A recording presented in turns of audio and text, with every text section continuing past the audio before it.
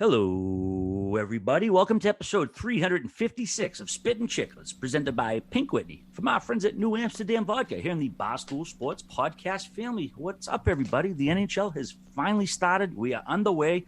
Boys are down to NYC, not raising too much hell this weekend. We'll get to that in a minute, but let's say hi to them first. Producer Mikey Grinelli, how you doing? Good to see you this weekend.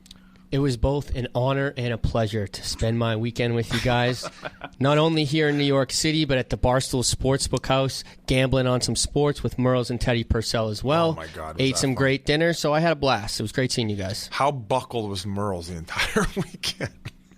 I'm not hearing anything about me anymore. He gets crippled. Like, RA's loving having this guy on the road because Merles by late night, yeah, he was feeling holy it. shit. But Can't win a bet, just getting buckled off our booze money.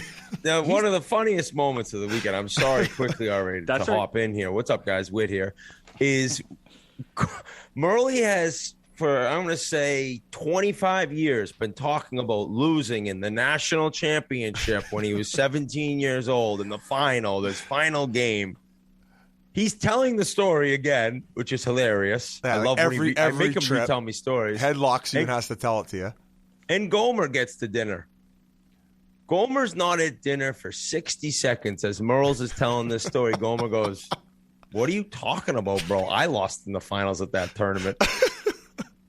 Merle's like, "What?" He's like, "You lost in the semifinals." Merle's been going on and on and on and on and on for years telling this story. He had no idea it was the semis. Thought it was the finals. By the way, to tell a story this many times in a game you lost, it's even better that it's the semis. Yeah, a little extra salt and pepper on the steak every time you tell it, and all of a sudden you won the championship, right? Maybe I didn't even win Quebec. And that just goes to show all those stories that Scotty Gomez, in which he spider webs onto during our podcast because he can't still focus on just one of them, but he remembers all of them.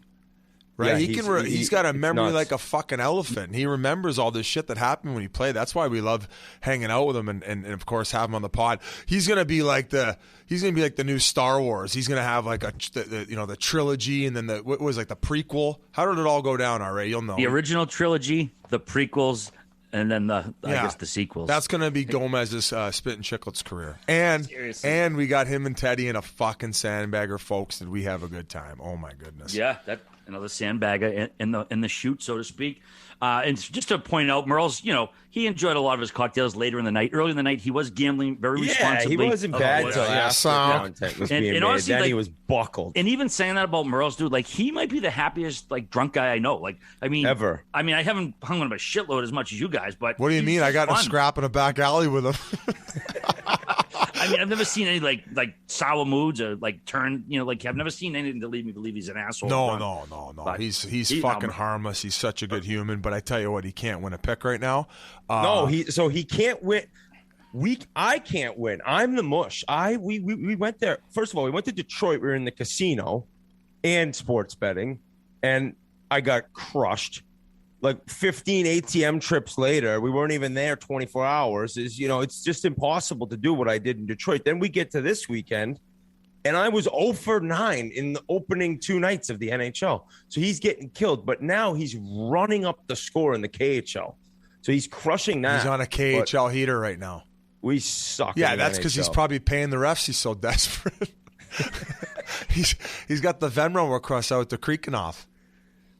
He's actually the original dealer of Russian gas over there, so he can just completely buy everyone out. Hey, great seeing Teddy too. Holy shit, this guy, man, he is just so funny, so fun to hang around with. He's amazing, dude. I played him in golf, and I took him for some money. All of a sudden, he's like, "Dude, I'm allergic to money. I don't care."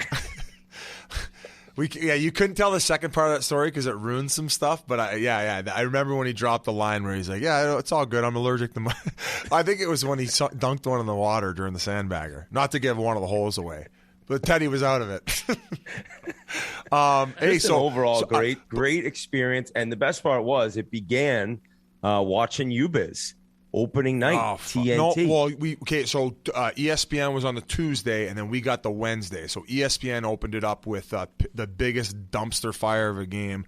I think, what's their name? Tampa's still sweating champagne out of their pores right now in celebration in that depleted Pittsburgh lineup. No Gensel, no Crosby, no Malkin. your 3 best forwards, and they go there and they fucking bend them over, no spit, no loop, sandpaper finish. All right, I got to chuck it back over to you because we've already hopped into hockey somehow, but back over to you. Yeah, we got a big story to get to. First off, pucks are back. Baseball playoffs are in full swing. Football's been in full swing for a while. That means you need to hit up your local watering hole right now and make sure to order some Pink Whitney. We enjoyed quite a few of them this weekend. So hopefully you folks are doing the same. Again, from the pregame to the after party, enjoy some Pink Whitney. Yeah. Also, this one just came over the wire. I actually write this in pen after I printed out the outline. Evander Kane suspended 21 games without pay for apparently forfeiting his COVID vaccination form there. Basically, the statement from the league didn't say that specifically, but that's what the early reports were. Obviously, that's what it was. 21 game suspension without pay. He can't get back till November 30th. $2 million, I think it's going to cost him.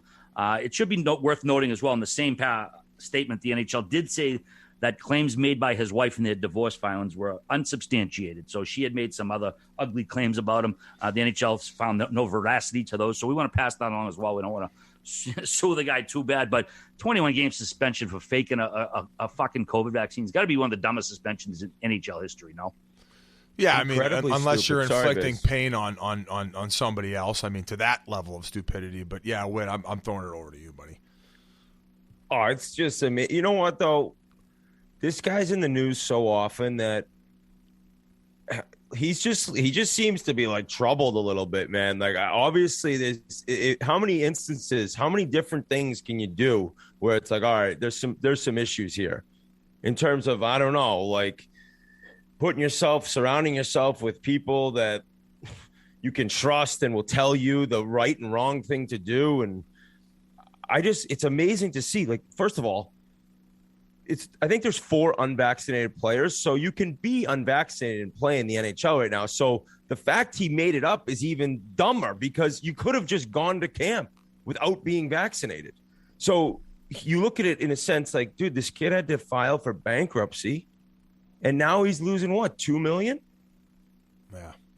So it just, like, you know what I'm saying? Like, there's been so many different things that have happened where I'm just hoping that he can get his life straightened out, figured out. I don't know him personally, so who am I to really say anything? But when you said he could have went to camp without it, are you saying that, like, obviously there might be other situations in the league where that did happen? Could he have, like, do they come to an agreement where he's still going to get paid if he's unwilling to get vaccinated, or at that point do they suspend your salary? Like, I'm just asking a question here. Well, no, isn't Bertuzzi unvaccinated? Bertuzzi's not, and they said he won't get paid for those games that he will miss. Just the day of games. Though. Okay, just that day. I didn't know, considering he was playing in California, how strict it in fact was. Like, it's like we're talking about Michigan. I don't know if it's even the same. Like, I have not kept up on all the rules, but ultimately a very dumb fucking decision. And as you said, man, it's just like you know, I've met the guy a couple times, and those have never been my experiences of, like, all this, like, you know, ridiculousness. Like, this is, you know, there's obviously some chaos there.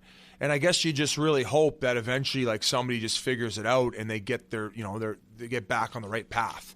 And, you know, if this is the latest, it sucks. He shouldn't have done it. You know, you hope this is when things maybe start clicking and you start learning that, like, there are rules and there are consequences to breaking them. And just, like, I don't know. I'm not trying to preach to the choir here, guys. Like, we you know, we've all made our mistakes, but holy fuck, I mean, this is like, to get in the, this got to be a record. Yeah, and anyway. Also too, he's got including this season 4 more years at $7 million per. He's got a modified no trade clause. I can't imagine too many teams are going to be lining up for him. I don't know what his buyout status is, but I mean, he's not with the team now. I don't know if he's going to be with them when the suspension's up. It's just, I don't know, a clusterfuck right now. What's up, Whit? I want to end it with, like, just a quick reminder that this kid is so good too when he's playing. Mm-hmm. I mean, he's tough, like too. He's tough, legit power all the tools. So that's why, I mean, not just because of that. I mean, that's obviously why he's getting paid, and you want him to be that great player he is. But more than anything, you just want him to get his life figured out a little bit. Yeah. So you know, good luck to him. And it just sucks. You lose that much money when you already have financial problems. Yeah. Yeah, exactly. It's bit of a Buzz Killington subject to start us off. How do we lighten it up here? That doesn't Buzz Killington me. I'm not going to lie, bro. Yeah, it's just. Okay. I'm not Buzz Killington one bit after talking about that. Oh, okay. Yeah, well, that's good. Quarter season suspension is, regardless of who and what for. That's fucking big news. But all right, boys, let's get to the fun stuff. Opening night, Tuesday night, had a pair of games. Tampa Bay and Pittsburgh are the early one. Seattle and Vegas for the nightcap. First night back on ESPN. I enjoyed the telecast very much, but Tampa raised that banner, then went out and laid an egg and got spanked by Pittsburgh. An egg? That was a fucking hot steaming pile of dog shit. That's what that was. That was partying on the boat parade up till puck drop. It probably didn't sober up till about the second fucking period, Whit. That was brutal, and all the credit to Pittsburgh. I fucking had them missing playoffs. They're making me look like an idiot already. Missing their. And I think you convinced me. Yeah, welcome aboard. 3 games though. It's 3 games, but I always bring my friends down. I wouldn't have bet against Crosby getting in the playoffs, and then you got into my brain, which the fact I allowed that makes me want to puke. But Pittsburgh's buzzing out of the gates, and Tampa. Let's be real. After you raise the banner and after you celebrate a night like that, like there's not much left in the tank. Like we got 82 games before we get to try to do that again. True. These guys know. I mean, that wasn't a shocker. I'm not going to say it. I'm not going to lie. Was not a shocker. I will say though, and we're not going to get to it right now. They made it up to hockey fans with that next game against Detroit. That was fucking wild. That was probably the most entertaining game of the year so far. 3-goal comeback, but we're not going to hop into that yet. A cool scene. Boyle, on the day he signs his contract, RA ends up scoring after spending a full year out of the league. Like, I don't know. Great story. Like you said, didn't play last year. He went to the World Championships, wore the C, and apparently that raised his stock amongst some GMs or whatever. And Pittsburgh brought him in, signed him, and then he gets a goal that night. Awesome story. Another crazy note too. It was the first Pittsburgh opener since 2000 that didn't have Sid, Gino, or Mario in the lineup. Or Whitney. Is that a fact? No. Think about this for Brian Boyle, you guys. He wanted to play so badly last year, and it was just a gong show of a season from the get-go, and he didn't get a deal, and he kept skating. I've grown up, playing with and against him. He's from Hingham, a couple towns over from me. And he was skating all year with like a junior team, continuing to work out. And, I'm sure there was plenty of times he's on the ice alone. And unless you're Crosby, being on the ice alone must stink. I hated it. I would get bored after 8 minutes. But this dude, he stayed in shape. He kept the drive. The drive has never left in terms of not wanting to be done as an NHL player. Goes to the Worlds, gets named captain. Already mentioned that. And Mike Sullivan coached this guy with Tortorella and the Rangers 10 years ago, I think it was. And, he played at BC, he tried to play D. He was going to be a D as a pro. It was just an amazing story from being a high draft pick to playing this long. Not as an overly offensive guy, but always able to chip in and score big goals. And everyone thought, including me, I said, I think he's probably done. Not because he couldn't play, but because you're that age and you go a full year without playing. I mean, it's tough. Really hard. And so I was really happy for him, and to see him get a goal on that first night against a former team of his as well was pretty special. It was awesome. Biz. Yeah. Can we chat about TNT? Or are we not doing this already? Are we waiting? Well, I was gonna say we gotta go through the ESPN broadcast. Tough to call a game that's shitty in the first one when it's kind of out of reach and not as entertaining as you hope. They did an incredible job of making an entertaining broadcast, and then we ended up getting the late game, which I don't know how many people took their acid strips before they painted the ice with an octopus and then shot it with lasers. That was ridiculous. It was crazy. If I was at that game. Oh my God! You would have been on acid. Buzzing seeing that. We got to go to a game. We got to go to one. Yeah, of those we got to games. go to a regular season game. Absolutely. Seattle, they were losing 3-0. I thought that a valiant comeback. They tied it up 3-3, and then we got one of these goals, Paul. It's not a distinct kicking motion, but you're allowed to redirect it, similar to a soccer player. What's the difference between straight on kicking it and redirecting it with your foot? It's the same thing. You're aiming it towards the net. I don't understand why they allow one and not the other. So some people saw the forward motion, which, okay, from one angle, and that's the only one I could find online. Some people had seen the angle from inside the net looking out, and once they saw it at that angle, they were like, hey, I'm way more convinced than I was seeing it from the other angle. He does move his foot forward, but what he's doing is he's angling his boot, so if it does hit his boot, on the side of the skate, it's going to redirect forward. So the motion, yes, as a fan, you're thinking that's a kicking motion. I think that's 100% redirection. That's why I think the league called it that way. And keep in mind, it hits the back of his tuck on the side. So all he's doing is repositioning his skate for it to ricochet off of his skate. Listen, is that one of those ones that it looks 50-50 from that angle? 100%. But a lot of the people commenting online about it have never been in a situation where they got to like rearrange their foot like that in order to hit it. Like, I guess it doesn't make sense if you've never experienced it. Whit, I don't know how the fuck you feel about it. I think it should have been a goal. Another thing before I throw it over, I thought was an interesting stat, and when I thought for sure Seattle was going to make the comeback, is Vegas, since joining the league, is a 90-0-1 when leading up by 3.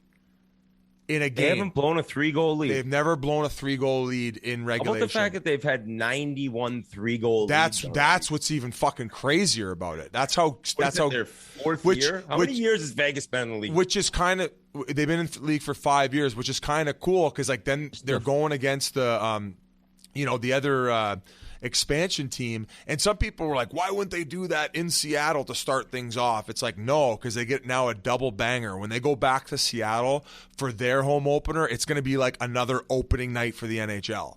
So it's and they're playing against the fucking border rivals, the Vancouver Canucks. So and they're coming off an Eastern swing, putting on an absolute tee for Seattle. I love that. That's a perfect explanation in terms of the league having another big night on TV. I'm a huge Kraken fan, and I mean, now we should mention we have on today with us Brandon Tanev, so it's pretty exciting that we got to talk to him. Crazy story from this guy. The fact that he's in the NHL, I'll say that 4-year span. The fact he's in the NHL will not make sense to you. So I'm a big time. I love Seattle's uniform. I love Eberle. I love my boy Ebbs, and I'm rooting for Seattle. I'm all up on the crackheads and the Kraken. They already have a brawl in the stands in Nashville. We'll get to that later. So the funny thing is about watching that team is like they do remind me of Vegas, where right away they just were so competitive, so quick on the puck. So they already got I think they already have 3 points in their first 3 games. They're playing Philly tonight. So it's already been somewhat of a successful road trip. You know what I'm saying? Oh, yeah. Like at least they got the first win. They got another point in another game. So that crowd is going to be insane when opening night finally does arrive. And that was Chandler Stevenson's game winner, by the way. And there was a similar goal. We'll get to later to Ottawa. Chris Tierney had the same type of goal, and they allowed that too. And like I said, man, I don't know if they're letting you use your foot one way, why not just they should let guys headbutt pucks into the net. I want to see fucking headers. Headers. The Andrew Remember when Shaw? Andrew Shaw. That should have been a goal. Why I'm about to tell you kicking will never be allowed is it will prove to you that heading the puck should be allowed. Now, kicking wise, already you say why don't you allow if you're allowed to angle your foot, why can't you kick it in? Because then all of a sudden it brings in the scenario where there's a goal mouth scramble and everyone's got sticks tied up and there's somebody possibly laying on the ground and you got 2 offensive players fucking kicking like Pele to try to get it in. Yeah. Who knows what could happen with skate blades, safety? I'm telling you, that's the main reason. Exactly why with the headers not going to hurt anyone. Worst case, you head the puck off somebody's face or you headbutt them. Not the end of the world. There's no blade in that. So I think in terms of headbutting it, no doubt allowed. By the way, he was above the crossbar. Was it considered like no goal because it would have been high sticking? No. If he'd headbutted it, no, you can't headbutt it. You just can't simply headbutt the puck, which is a crazy rule. Bring that in the game. Yeah, let's get Gary on. Do you understand what I'm saying with the kicking, RA? 100%. I guess I just think of the redirect as almost like a soccer-style kick. You know, like soccer-style kick, you use the inside of your foot. That's similar. It's similar to a redirect, I guess. But given the rule, Whit, it was ingrained in my brain where if like you had your hands tied up and stuff, I would never really try to kick at it. I might try to like get my skate around it as a defenseman to protect it from not going, but you just never. Yeah, it's just like it's ingrained in your brain, and which is a good thing, and probably why they don't want to change that because they don't want the result of guys like fucking kicking their blades everywhere. Good little breakdown, Whit dog. One other note from Tampa. Shout out to our boy Coop. He got extended by the Lightning through the 2025 season. So what's he making? 5 sheets a year now? Thanks for the scoop, Coop. Is he making 5 sheets a year? I don't know. They never seem to like disclose the coaches' salaries. You got to once in a while you might get them, but you don't get them as consistently as the players. He should be getting like $6 million a year. He should have got 5 years, $30 million for the deals. I thought they disclosed what coaches make now. Sometimes they do. but like not all the time. You can't find, like I said, it's not. Like Okay, so maybe it was I heard through the grapevine that he was making 5 or 5. I think he was making what Quinville was making. And guys, like where he came from and what he was doing, like coaching, high school kids to junior A in the UCHL. Is it junior A there? UCHL. How do you say it? USHL? USHL. My apologies. You just missed the letters. Okay, That's a lot of letters. I think you were subconsciously thinking. 3, I'm good. 4, it fucks East me up. Coast Hockey League, ECHL, because he was a two-time All-Star there. 2-time. But good for Coop, man. I think he's making that much money. Good for him. Best coach in the league right now. He's on top of his game and buzzing. He's in the fast track for a possible Hall of Fame. Not to get ahead of ourselves, but 2 already. I mean, I'll say this, though. He's going to coach for 20 years, probably. There was also some rough news out of Tampa, though. Some rough news with Kucherov. Oh, yeah. Back to the long-term IR? This guy doesn't play. He doesn't want to play regular season. And I say that in jest, right? Like, I'm sure he's so rattled. Probably can't believe he's got another long-term injury, which it looks and sounds like it could be a couple months. Cooper came out today and said, like, all right, this is not a day-to-day thing. This is going to be long-term. I'm not going to give you dates because we want to get everything figured out. But he grabbed his left groin, I think it was. So who knows, hernia, groin. But it just sucks that they're going to lose that guy for another 2-3 months in a time when they actually might get affected not having him with losing some of their depth. Yeah, it was a pretty innocuous-looking bump that he had with Garnett Hathaway, and he just skated away in some serious pain. And like you said, Coop said he's out indefinitely, not a day-to-day thing, and he's on LTIR, so of course that led to a bunch of jokes online that they can stash him and then go deal for Eichel. But then someone's like, Eichel needs surgery, so I'm like, all right, then they could stash Eichel, and then you bring in Tarasenko and just load up one of these guys on fucking LTIR money and bring them back to the playoffs. You just went into what's that movie when there's like 4 different things?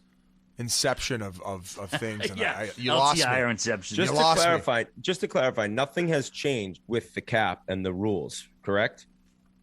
Not to my knowledge. I mean, stash these guys away on like the practice squad while they get healthy with their injuries, and then just all of a sudden puck drop in playoffs and they're an all-star team. Is that what you're saying? An all-star team. And going back to the injury bug kind of thing, and it sucks, man. You never want to see your league stars ever go down with like injury after injury after injury. But like, I mean, Whit, you could attest to it. I could attest to it. Like, I found like once I had one big one, it was like a trickle effect. It was like my body just became unbalanced, and it was constant injury after injury and like never feeling great. So you just hope he's able to recoup and get back to the level of play for like a consistent period of time. I mean, man, how long did we miss Stamkos for in like that 3-year stretch, 4-year stretch? Maybe it's a little longer, but like, you remember how that bad leg break? He ended up missing the Olympics and stuff like that. You don't want to see your league stars go down like this, especially like back-to-back serious injuries. No, not at all. Not at all. One last note on opening night. Ryan Donato scored the first ever goal in Seattle Kraken history, so shout out to the South Shore boy. Wednesday night was a debut for many people. TNT, of course, and our pal Paul Biznasty Bissonette made his TV debut, and not even stroking him off here. He did a fantastic job. I was nervous. Everybody texted about it, tweeted about it, had some laughs. Biz, take us through the evening. Oh, how about the pregame workout? Gretzky's got us doing HGH. We're on a cycle. We're gonna get back. We're gonna get back into it. No, but we. You looked like you were like they were walking, dude. You were midair. No, so riding it out. What speed are you at? I do a 5-minute incline at 3, all the way to 15 incline. Okay, so that gets my running. That gives my calves going. No, it's a 3, so you're kind of at like a brisk walk. So 5 minutes. Then I drop it down to a 5 incline. I go 6.5, which is that's a pretty decent pace. And then I'll do like another full mile at like 7.5. So I get the little warm up in. I feel like I've ran enough, and then after that I start gassing out. I think that's maybe the weed lungs, but I'm off I haven't been smoking as much lately, so I'm going to keep trying to get a better cardiovascular, and then I hit the weights. So Tocchet does the Terrell Owens, he calls it, where you do an incline walk. Quarterback, man.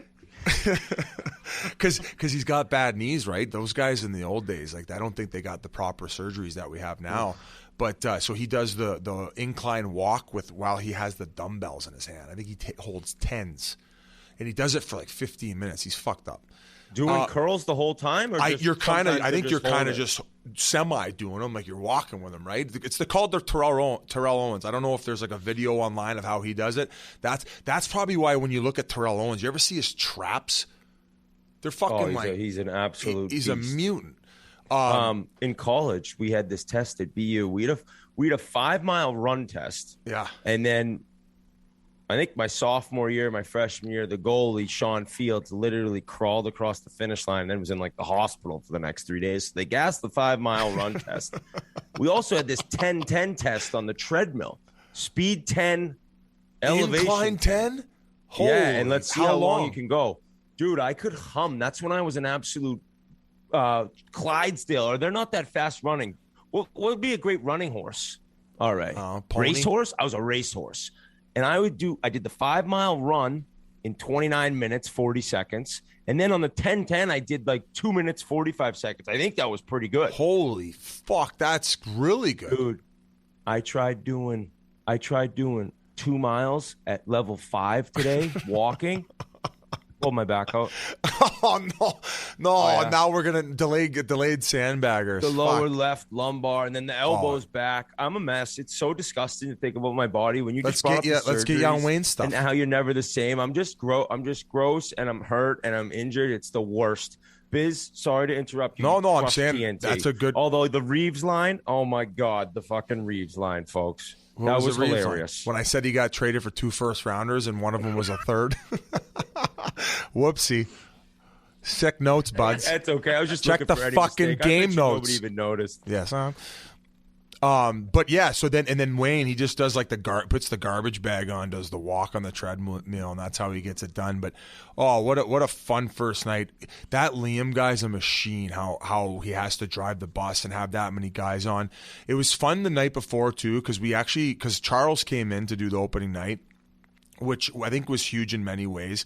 I got to pick his brain just on how he like entered it and his thought process through the whole thing. Because man, you're trying to help the game out, right? You're trying to make it entertaining to draw more fans in and grow the thing. So I was just asking about did he feel the pressure? And he's like, man, they ain't asking you to talk about motor control. He's like, they're asking you to talk about hockey. You know hockey, and I'm like, fucking right, Charles. I do know hockey. You're right. And he kind of gave me that little pump up, and I'm like, "What do you do when a game gets boring?" He's like, "I don't know, turn on another game, start gambling it." Like, he's just like the most honest guy ever. And then of course, Wayne was I thought he crushed it especially for his first time, and the amount of pressure that would have been on him with a lot of the focus with the Ovechkin as prime time too, which ended up being an even more surreal moment that he ends up popping 2 and 2 apples and the post game, and we'll get to that in a little bit, but. He's a treat to be around. And then when him and Charles sat down and they were riffing, and then they showed Wayne dropping the gloves, and Charles turned to him and he's like, "You lost to a dude with a perm?" And like, it was Neil Broughton too. Yeah, it just really calmed everybody down having Charles there, and I think that's why it was able to go on to be. It was a great first night, great chemistry. The guys all really like each other. We all care about the product. Liam crushed it. Ace crushed it. Talk obviously loosens up Wayne quite a bit, and he adds a big component to the fact that he's won it as a player, he's won it as a coach, assistant coach, excuse me. He's been a head coach, so it was a great first night. We had a blast, and I it was a good time.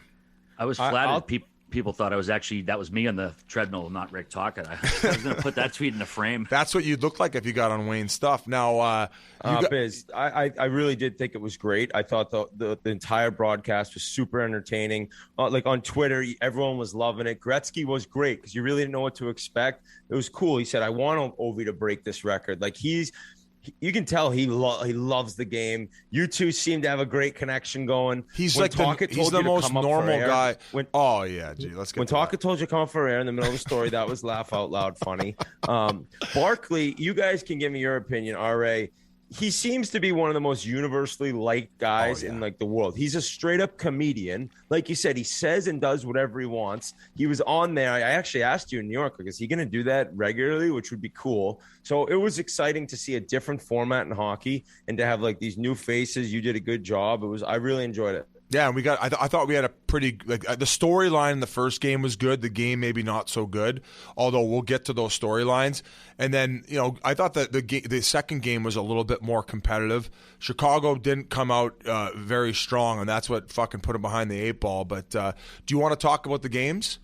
They stink. Who, the Rangers? The Blackhawks. Yeah, they didn't look very good. And I tell you what, man, that Bo Byram, he is fucking going to be special. I'm still shocked that they didn't have him in playoffs last year. I think he's a big game player. He played at the World Juniors. I think he thrives off those type of moments. I don't know why he wasn't playing. Some people said it was injury related. I thought he was healthy at that point, but and another great first game story. We talked about Boyle, but Jack Johnson, another guy who, a bit of a journeyman. He's had some, a little bit of a difficult past with the situation he went through with the parent stuff, and just a guy who ends up being on a contending team. And to start that way, I mean, that was a gorgeous move. The way when he ends up going to the backhand. So defenseman on a breakaway, you don't see that every day either. Now, one of the things that happened in that game that we didn't talk about in the broadcast was that Landy hit.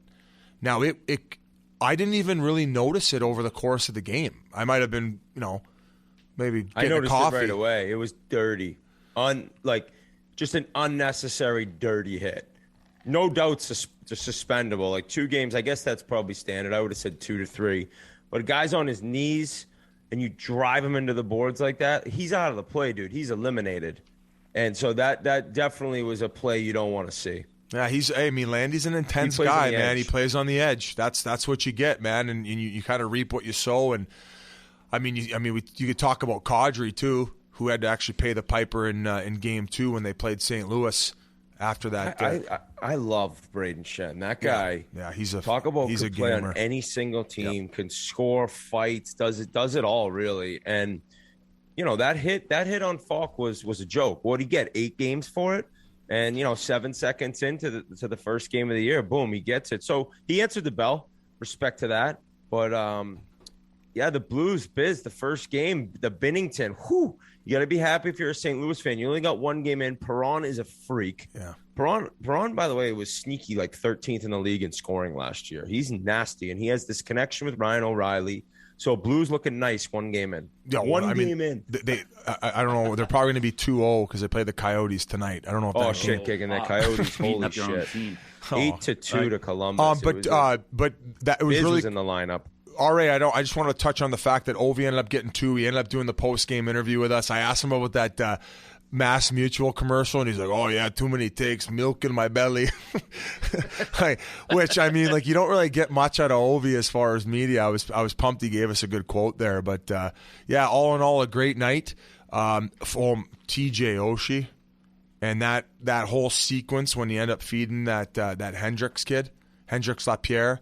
And I don't know if you know the backstory to him, Whit. He got a concussion in junior, and it was one of those ones that was just messing him up. They ended up figuring out it was more neck related, like Sid.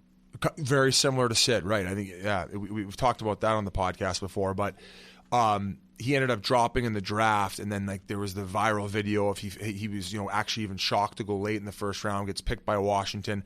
Oshie was talking about him pregame when he was mic'd up, just saying how he's the most likable guy, and he's very excited to play on the line with him, and hopefully can help him into the league.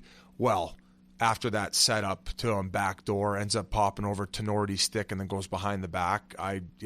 It was one of those games where you're surprised he wasn't one of the 3 guys named to the U.S. Olympic team off the hop. Got a quick note for you boys here. The NHL is back, and we're fired up. You're probably knocking back some birdie juice or a few cold ones while watching the game, so don't forget to take care of your liver.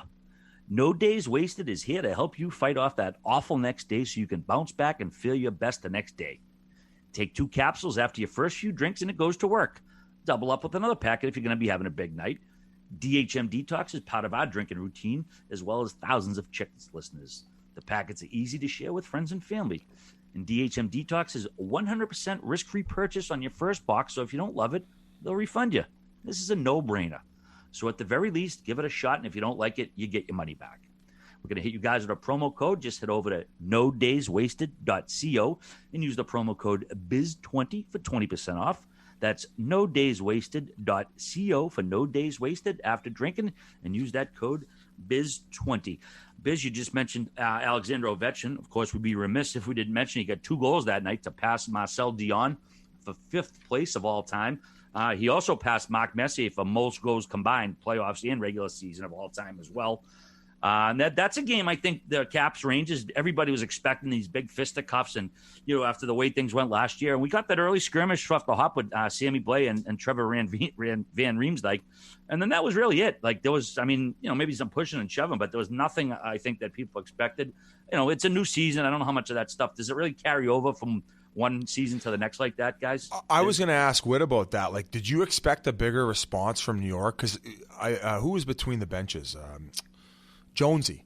And he was saying before the game that Wilson and Reeves were smiling at each other. Now, guys, when I was trying to be an enforcer in the NHL, I know it didn't work out very well.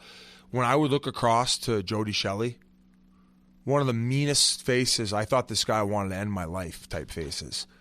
And then I don't know when they caught them mic'd up, but then it was Ovi and Revo next to each other, and they're playing tummy sticks. Like, I don't know if you ended up hearing the audio, like, "Hey, bud, how was your summer?" And I'm like, I don't know. I don't know if that's maybe that probably is not the stance that I take in game one of trying to say, like, this team just, they traded a 3rd round, not a 1st rounder, mind you, for you. Breaking Biz calls Revo pussy.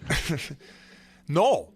Buddy, he would all right, I know you're kidding. Guys, we joked about it in the pregame telecast. He threw me through the Earth's crust to China. But I was a little surprised at maybe that first game and maybe where they stood. And I guess Whit, I'll throw it to you on the goalie situation, which you tweeted about. You just signed this young kid to a big deal, and then he doesn't start. Anson Carter brought up in the broadcast, and I hadn't even really thought of it. I thought they were kind of like neck and neck for the job, but what did you make of all that? Well, I was very surprised. Like, okay, so Shesterkin signs this big deal. You get this enormous first game of the year. Enormous, right? It's 1 of 82. But you made a lot of moves this summer, and you don't start them. And all these people come at me, you don't know what you're talking about. They had a home opener the next night. Okay. Play him 2 in a row, dude. What did you just sign him to? $5 million a year? What the fuck are we talking about here? You can't start a guy 2 nights in a row anymore? Yeah. Is that like what? That makes absolutely zero sense. This guy's your number 1. Or I think they plan on him being their number 1. Now, maybe Rangers fans completely disagree with me on that. But to get pumped in the first game, you didn't start your guy that just signed this big ticket. I was just surprised by it. I think I tweeted, explain to me why they would do that. And, maybe that's why all the responses were trying to explain to me, considered I asked people to do that. But in the end, like, you could play 2 games in a row now. Yeah. Hasn't Grubauer played every game for Seattle? So, I mean, relax, Rangers fans. The guy could play 2 nights in a row. Yeah. And they were brutal. Now, they got a win against Montreal, who, oh, my God, do they stink right now. Holy shit. Yeah, but the Rangers, they have not looked great. Kakko's now out. I got a bet with Avery at Barstool, $500. He has him over 20 goals. I have him under 20's a push. He looked good in preseason, though. Oof. Preseason's a different ballgame. We'll see. Hey, one thing that did catch your eye, though, Adam Fox, the real deal. He is like Sergei Zubov. He has the ability to throw head fakes, shoulder fakes, little stick fakes. Like, he's not even moving that fast. He's not an amazing skater. He certainly gets around well enough, but he gives all this false information where it looks impossible to try to forecheck him. And he makes these little passes where you think the guy has no chance to get it to him. He's putting it through your triangle, putting it through your feet. He plays with so much confidence. And I'm actually curious, the more I think about it, like, as a young kid, as a 10, 11, 12-year-old, all you're doing is working on your game. You're trying to get better. You're stick handling. You're shooting pucks. You're getting skating lessons. You're figuring out how to start working out and training properly. I don't know if what he does with his mind and his false information, like I already said, I don't know if you're born with that or that's something you can work on. I don't know. What do you think? Like, I think it seems like it's a hard thing to try to. I'm sure Adam Oates would actually be a good. That'd be a good question for him. I'm sure there are ways to work on it, but I think the way he does it is almost like naturally given. Like, yeah, easy pump fakes, just boom, boom, boom, boom, like going up the ice, shoulders moving, head moving, or just like like where a the fuck like is a this little. guy? It's incredible. He's like a with piece of Jello. He's like, I know. And with your head up, one little head fake, like it just gets the guy to bite. That split second you need to open up a passing lane, get him to move his stick. So it's a simple game for that kid. It's going to be really fun to watch. yeah. You guys mentioned the Canadians a second ago. They had a huge deal they made. They extended Nick Suzuki with an 8-year, $63 million deal. Comes out to $7.875 million per year. He's got a modified no trade clause for the last 4. He'll be 30 when the year ends. Of course, the Canadians have started the season 0-3, outscored 10-3. Suzuki hasn't get a point yet. He's -3. It's the Canadians' longest losing streak to open the season since they lost their first 5 games in 95-96. Is this emblematic of how they're going to play all year with or what? I know it's early, but I think so. I think I said on the preview too, show they're going to struggle. And you lose Deneau, Tatar, and Gallagher were their like go-to line all year. And first of all, that Suzuki contract, congrats to him. Seems like there's a crazy high ceiling for him. But right now you look like, wow, you know, and the main reason it's going to be tougher for him is because he doesn't have Deneau, right? He lost this guy, and they traded for Dvorak, but they lost so much with no Weber, no Deneau, and now Price being out that I don't know how they're going to go about winning games, because you wonder with the roster and how they will have times they struggle. At least Price will keep him in and win him some games. Without him, it's kind of a disaster there. I wouldn't be surprised to see it a real struggle this year. I do think Suzuki's sick, but Caulfield hasn't got going yet. So when those two get hot, it's a different ball game. But I think there were a lot of people surprised at the number because, 140 games he's played? 130. 130 games, dude. So, yeah, and not even that's close the league to a now. point per game, right? That's the league now. 82 points in 130 games. Okay, so that's more than Brady Shea has point per game wise, but I think Brady. Oh, you mean Brady Tkachuk? Played. Tkachuk, yeah. Tkachuk, yeah. Oh, sorry, did I say Brady Shea? Excuse me. No worries. So, yeah, I'm not sure. I don't know. I'm rambling. No, buddy, I agree with you. I think that this guy can eventually play up to that number, because I think that anything you throw at him, he's passionate enough where he wants to figure it out. It's just like there's a lot of climbing to do here to get to where that is a fair contract, and given the fact that he's, you know, Deneau protects a lot of things. He can play a lot of areas where he can eat clock, right? Could he do it while producing offense too? No, Deneau was a great second line center, top tier. But now all of a sudden he's gone. And it's fucking super early. They still got to get Hoffman back off. And once they get clicking again, it's 3 games. It's 3 fucking games. But it's like, yeah, things have changed. Caulfield, I think you mentioned him as well. No points. Pressure on these kids. So I'm interested to see how they deal with it. It's a lot of money. It's well deserved. I hope he's able to meet up expectations there. All right, in that same game, Toronto nipped Montreal 2-1 on that home opener. Jack Campbell very sharp for Toronto in that game. Nylander got the game winner. Jonathan Drouin got the first goal of the season for Montreal, which is a nice moment after the recent struggles he's gone through. Toronto still without Austin Matthews after his wrist surgery. I believe he was returning last night, Monday night. He should be back in the lineup. Here's the other big news out of Toronto. Is this a Chiclets bump, a Robin Lehner bump, or what? But Toronto is apparently relaxing their dress code on game days. Austin called it a, quote, happy medium. I guess it's done mostly through Kyle Dubas. Keefe said he had nothing to do with it, but he actually seems like he's fine with it. He said he wasn't crazy about having to put shirts and ties on his 10-year-old kids to go to hockey games, but I don't know, man. It seems like this might be spreading a little bit. I know there are going to be some teams that won't do it, but is this going to still pass around, the league, or what? Your move, Coyotes. You set the tone, and they matched you. Your move, Coyotes. How are we getting them back? I think your move would more make sense if you called out another team. It was Coyotes. That was your guys doing. Good job. I'm just kind of nitpicking your words here, you prick. No, I'm saying is like Toronto rebutted to the Coyotes' move of trying to get Austin Matthews, which was relaxing the dress code. So now the Toronto Maple Leafs have matched that. What are we doing next to bring Austin back? What next step? Bring him back. To bring him back, yes. I see. I'm sorry. I thought you meant like it's all part of the plan. Oh, what does Matthews have left? 4 years? Who cares? Bring him home. He's coming home. He's coming home. He actually was. I got the game on his first shift. He was fucking flying out of the gate. Oh, he's okay. So puck has dropped. Austin Matthews back in the lineup, guys. ESPN cover. This is the new wave. These are the guys that even maybe Jack Hughes not too long ago was looking up to before he was chucking sticks in the fucking crowd. Holy shit! The new wave is here, folks. The old man yells at cloud is going nuts for this new wave, and I fucking have every bit of energy for it. One of the filthiest goals, the patience, waiting everyone out. Kane's on the ice. He's just completely embarrassing the entire 3 or 4 players, including the goalie on the ice for Chicago. Ends it, and then it was beautiful. He makes eye contact with the crowd. Just a soft little toss into the air. People probably grinding for it. Hopefully a kid got it. Hopefully some nice guy didn't catch it and snatch it. He gave it to a 10-year-old. But I don't know. I don't know how. I don't know if I remember anyone ever doing that. Mikey said Savard did it. I don't remember that. Is that the playoffs? Wait, I wanted to create a playoffs against the Flyers is when Mark Savard did it. He scored the overtime winner and then chucked it into the crowd. Hey, so you know what I wanted to do, Whit, if I was on TikTok? I was going to do him scoring the goal, him running to the crowd and throwing it up, and then superimposing all New Jersey Devils fans in the scrap in between the Kraken fan and the Nashville fan, given the amount of people that probably wanted that twig after it got thrown in the crowd. So would that have been a good TikTok, Grinelli? Would have been a great TikTok. I would have went viral on TikTok. But no, a great... Why didn't we do it on our TikTok?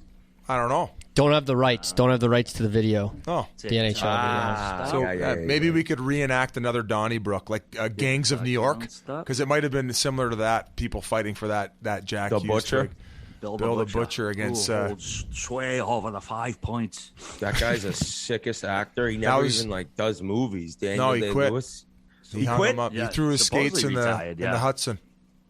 Wow. Obviously, talking about the Maple Leafs, they played Ottawa the next night. Sens got a 3-0 lead, held on, beat them. But the other news there was Peter Mrazek, ostensibly one of the Toronto starting goaltenders. He's going to be out at least 2 weeks. So in typical Leaf fashion, because of their cap crunch, they weren't able to recall a goalie from the AHL unless they wanted to make another roster move. So they signed University of Toronto goalie Alex Bishop on Saturday just so they can back up Jack Campbell for that game. They were able to recall Michael Hutchinson on Sunday and get him as the backup. So this team with the e-bug stories, and I know, Biz, you mentioned Carlo Kaliakov brought up the idea of a soft cap. And I think the Leafs are social media whores, and that's why they're doing it. They wanted another David Ayres situation. Did you see Strick reply to him? He's like, "Are you only saying this? No one else is saying this. You're only saying it because it's the Leafs." No. I don't know if they know each other. But no, I think funny. So. Carlo, he's in Toronto, so he's covering the Leafs a ton. That's all everybody talks about on the radio there. Like I go on radio shows there, and like I want to talk about the league. It's like they ask me about the Leafs nonstop. I'm like, you guys talk about this shit every day. Like fuck off. Like I want to talk about other shit. Like I'm serious. Leafs lunch, but right? He's bringing it up for the overall aspect. Like, should the league be throwing out these like beer league goalies in this type of situation? And like, I agree with both sides of it. Yes, people have to be accountable for what they're spending in the cap. And if anything, if that goalie ends up having to go in the net, it's like, well, that's what you get for fucking not managing your budget. But on the flip side of it, he's saying like, for a few reasons, like why not do a soft cap? Like it's holding certain guys back from getting paid. The biggest reason why I agree with the soft cap, and this is how I'm going to explain it, is I don't think for a team who was so bad for so long and then all of a sudden does well in accumulating draft picks and ends up developing their own players, and then they can't keep them all because all of a sudden it's like a flat cap. And I get that COVID happened, but it's like, if you fucking drafted and developed those guys and then you can't keep them around because of his league-wide cap situation, it's like you're constantly trading guys when you're like, are they going to end up popping off or not? And you're constantly being dealt that hand. So there should be less penalization for people you keep within your organization, and they need to figure out a way to make it all work. Do I have the answer to it? No. I told you guys, I'm a rocket Scientologist. That's it. I'm not a capologist. I'm not any of this other business. But at a certain point, it kind of correlates in the fact that there should be a budget to not have to put a beer league guy's back up. There should be a fucking guy who's like getting called up from the AHL who's a competent goalie in case that NHL goalie goes down, you throw in one of your guys, not some like. But then on the flip side, people are like, oh, you're the old man yelling at cloud. No, I love the story. Like I love that a university kid gets to get chucked in net, just like I love like David Ayers got to get chucked in net. You're just a Leafs fan who just is up against the cap. Dude, so it's like it kind of gets into it got into a bunch of different conversations because of this situation that's happening again in a Leafs game. Well, yeah, I think the Leafs have a lot to do with it. Sorry, Whit. I didn't mean to jump in front of you. No, go right ahead, buddy. But basically, they could have called up Hutchinson, but they would have had to send someone else down, and then they might have been exposing somebody. So it's not like they couldn't call somebody up. They could have. They just would have had to expose another player or move another player. So I have no sympathy for the Leafs in this situation. No, me neither. Nobody else has seemed to have this problem. So, maybe it's a Leaf thing. But remember, with that soft cap, also, if you're overpaying like that money, like the Toronto Maple Leafs are worth $2 billion. So like some of that money is going to trickle down to these organizations that don't snap it around like that, to where maybe they can strike when they're finally developed their prospects and say, all that money we got while these guys were fucking being the Yankees, now we're making it work. I get that some people are like, no, I love the parity in the league, fuck off.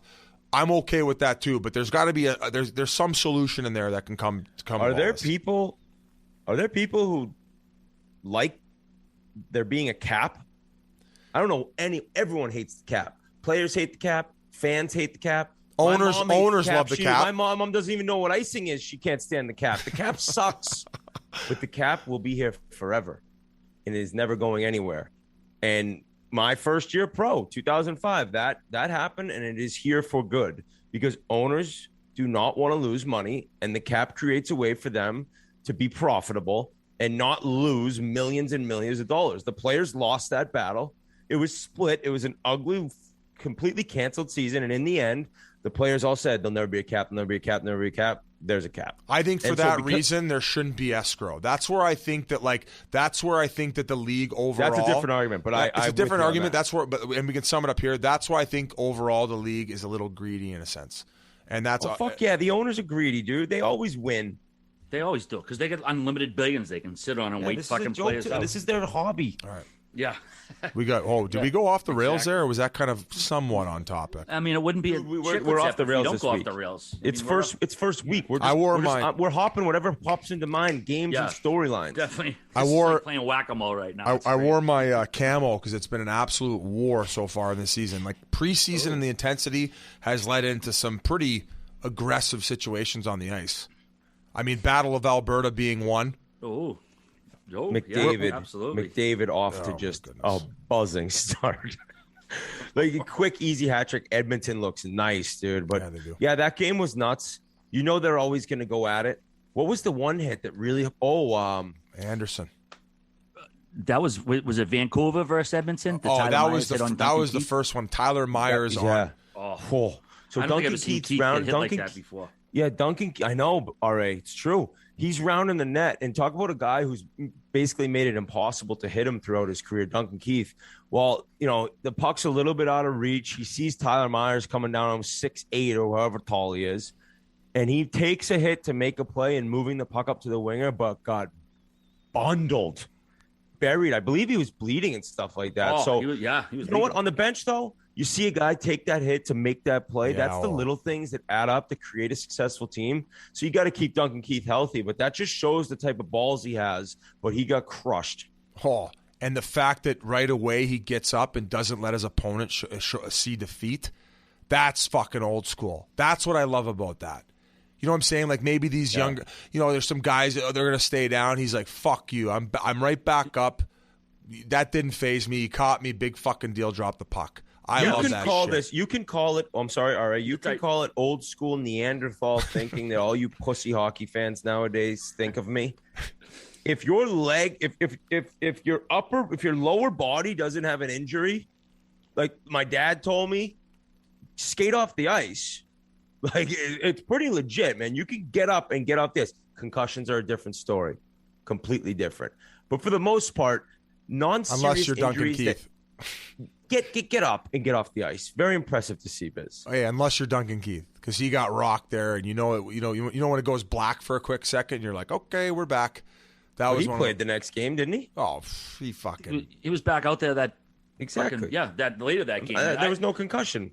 Yeah, and I like how too, like it was almost like he appreciated the hit in a weird way. Yeah. Like, some guys get up and they want to go after him. He kind of get up and was like, he took his lump like a fucking NHL player should and got back out there. Yeah, it was almost like I don't know if he appreciated being hit that hard, but I think he respected the fact. I've gotten into a game by getting lit up.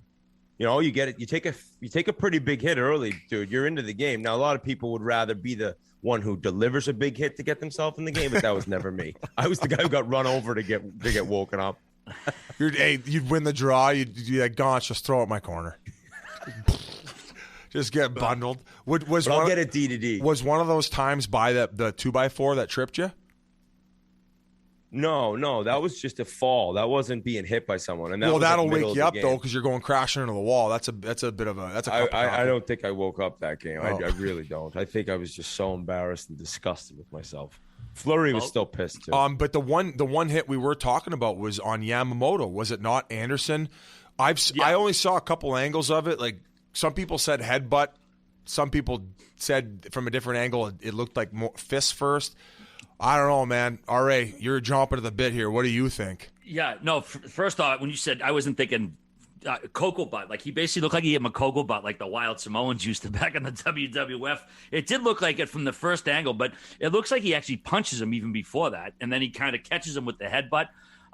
He didn't get suspended. 5,000 for roughing. I don't know. I thought if he suspended him for it, it would have been maybe a little excessive. I mean, the guy finished the game. I don't think he was concussed or anything. We're just not used to seeing headbutts. So I had no problem with no extra supplemental discipline. As for the game itself, Edmonton beat Calgary, like I said, 5-2. McDavid, 10th career hat trick. He's already in 7th place for points in Edmonton's team history. Only 3 active players have more hat tricks than him. Ovi, Gino, and Sid. Like, this is crazy. The guy hasn't been in the league all that long. Leon got 3 assists in the same game. How about this one, Biz? Calgary loses the opener for the 12th straight year. It's the longest active streak of the 4 major sports. It's the second longest in North American pro sports history. 12 straight openers lost. That's crazy. One other note with Calgary: Blake Coleman was suspended for the last preseason game and their their opening after boarding Winnipeg's Jansen Hawkins during the preseason. So. If you're near the Browns in anything, that's just pathetic. And the worst part is, I didn't know this. We have a hockey podcast. I didn't know this. Nope. Why don't you want to do that? Take them first night. You know they're going to lose. Nope. Just a joke that they've lost that many in a row. I see them as like a Nashville, where every year they get like a little bit worse, a little bit worse, a little bit worse, and that's all. That's a good comparison. Like they both will probably be fighting for playoffs this year, which almost hurts them. In no man's land. The old no man's land, and I mean, there's certainly not much there to think that Calgary could really take a run at a Stanley Cup.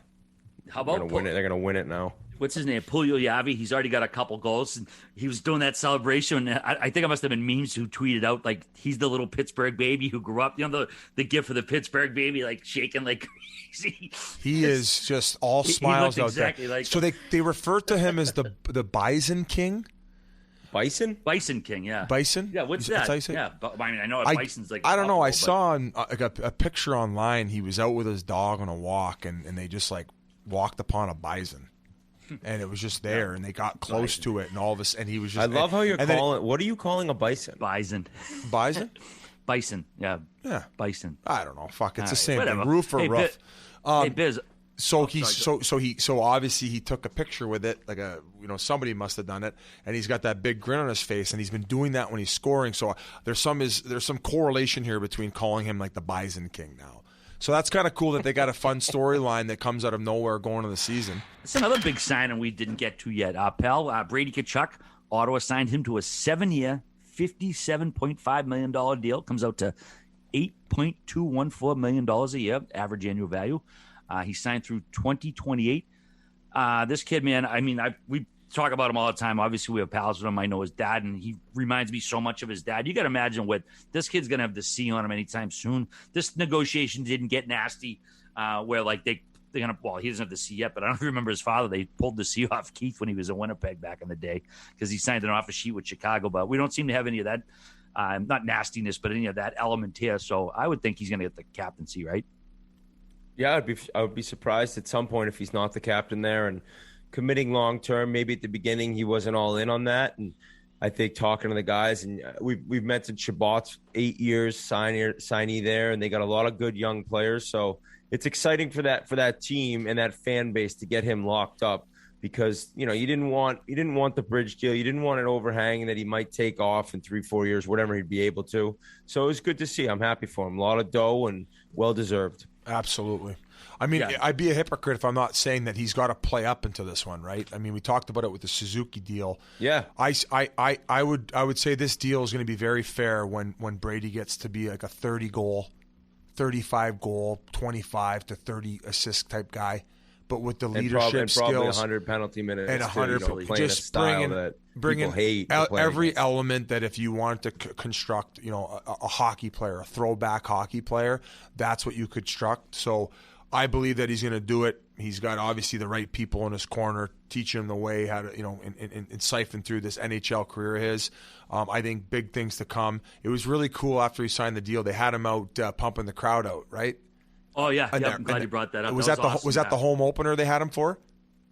Ottawa's home opener. Yeah, they brought him out. So he wasn't able to play yet. But and I don't know, guys. Like I don't talk to the people behind the scenes, like on either side. But I would imagine the strong financial commitment was basically him to getting Ottawa to say, "Hey, am I the guy or am I not your guy? Do you want me to lead you in a battle? Do you want me to?" All these other younger guys are getting them. These teams seem to be crazy about their guys. Are you crazy about me? And I think Ottawa stepped up and they got the deal done. And I hope that it's just positive things to come for Tkachuk and the entire Senators crew. Because I like when teams who have struggled for a while end up getting a little bit of a resurgence. And I lived through like the Emery and Spezza days where they made that run to the Cup, and it was cool. It's cool to see Canadian teams thrive. All right, another monster deal to report. Boston extends Charlie Mcavoy with an 8-year, $76 million deal. It comes out to $9.5 million average annual value, signed through 2030. No trade protection for the first 2 years, a no move clause for the middle 4, and then a modified no trade for the final 2. He'll only be 32 when the deal ends. Needless to say, the Boston Bruins, this is the largest deal in team history. The Ray Bourque ceiling has been obliterated with Charlie McAvoy's deal.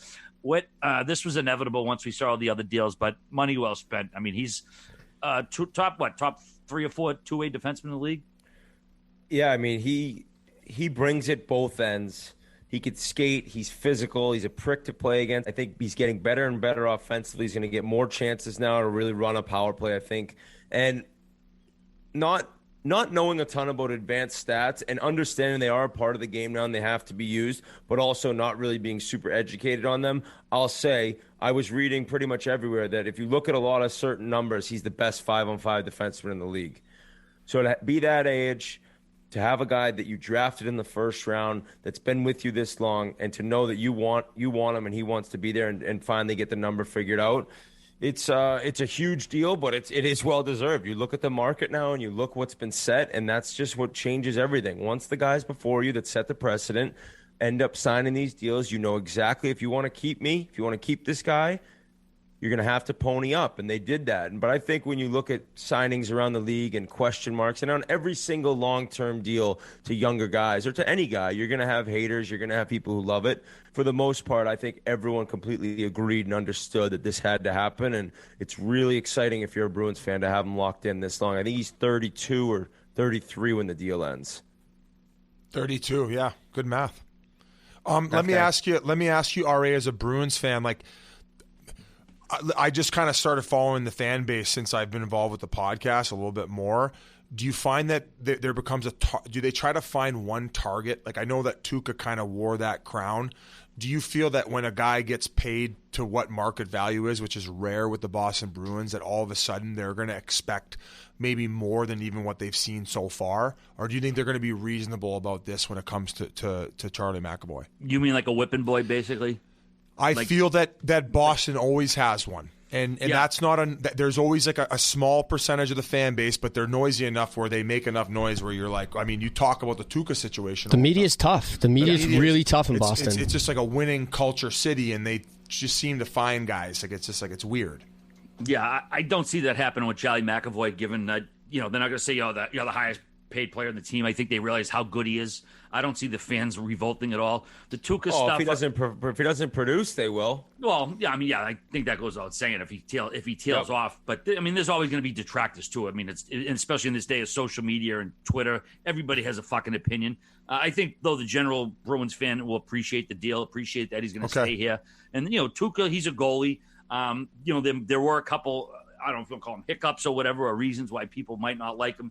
But McAvoy, I don't see him becoming any sort of whipping boy here. The only issue that really could, not issue, but in terms of him maybe catching heat if he's not playing nice, is that they got three of the best players in the league making such little money compared to what they could be making.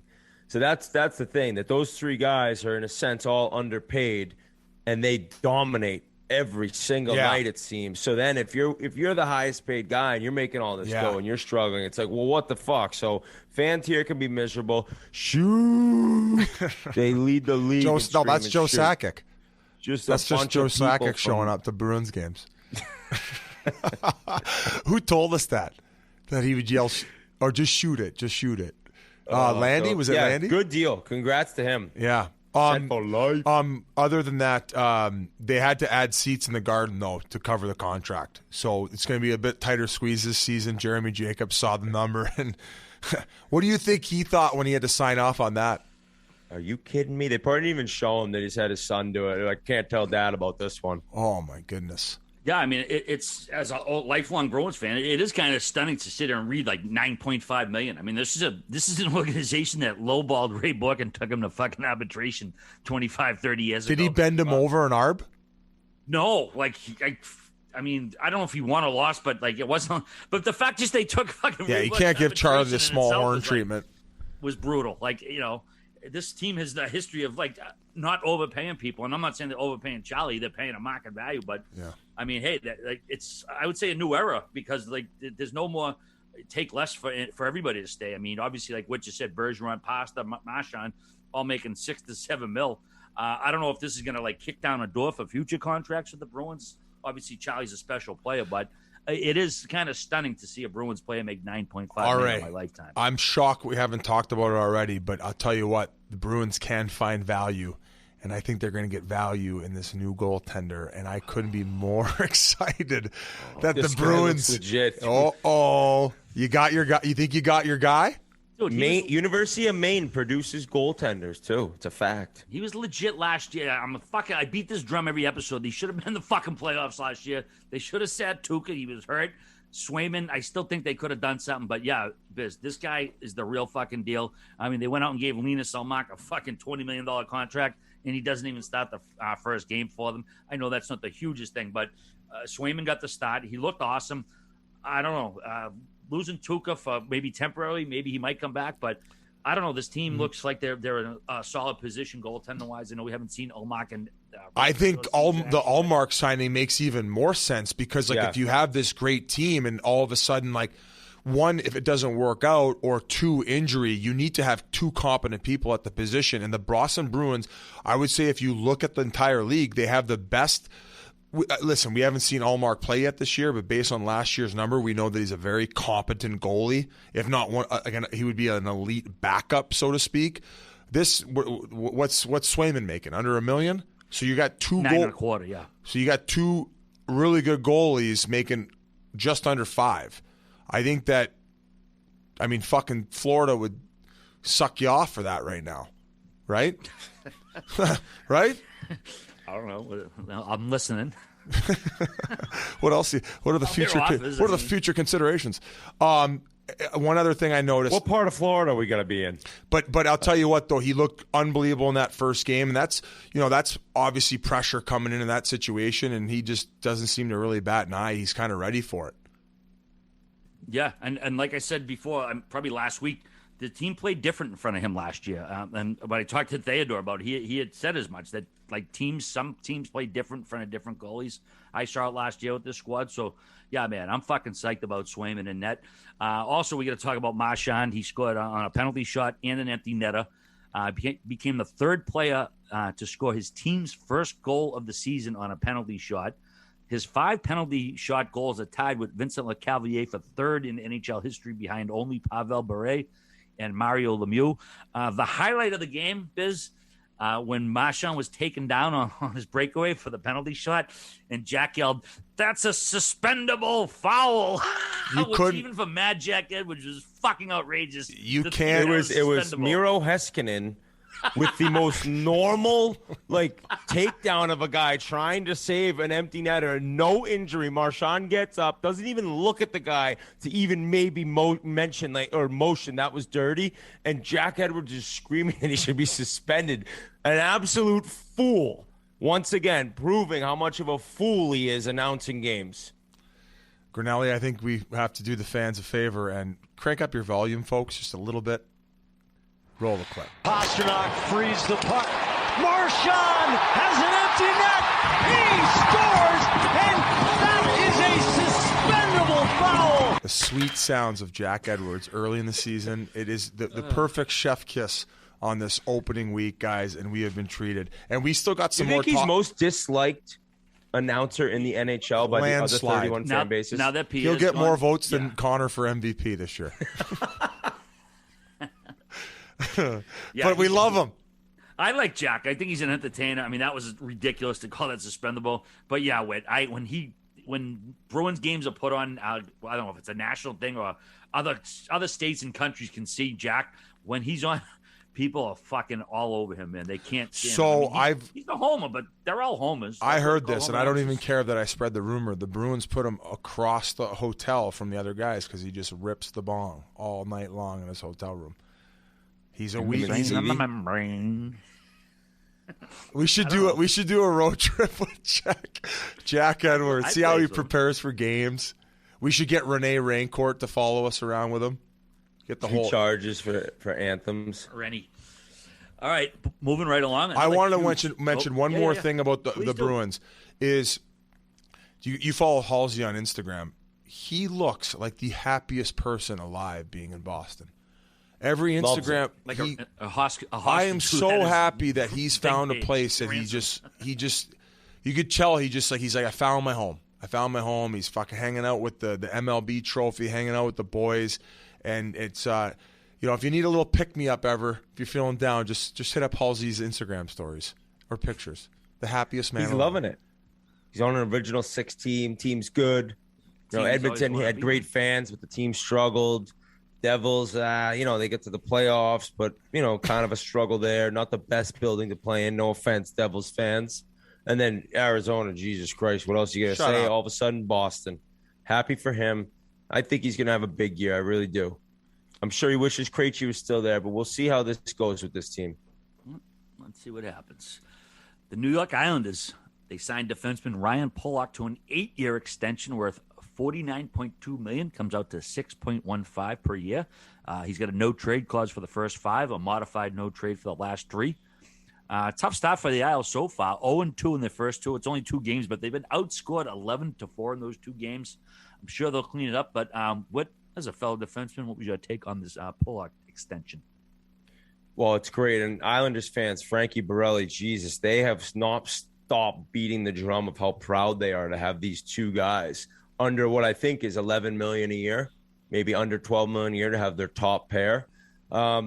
It's a great deal. I mean, Lou's proven he's a master. He gets all these guys. He has his own free agency day. Nothing's announced till later. He runs the show, and they have their 1 and 2 defensemen basically with the chance of Dobson really growing into a stud. He's playing with Chara right now, a young kid, first rounder, but they got these 2 guys locked in at a fair number.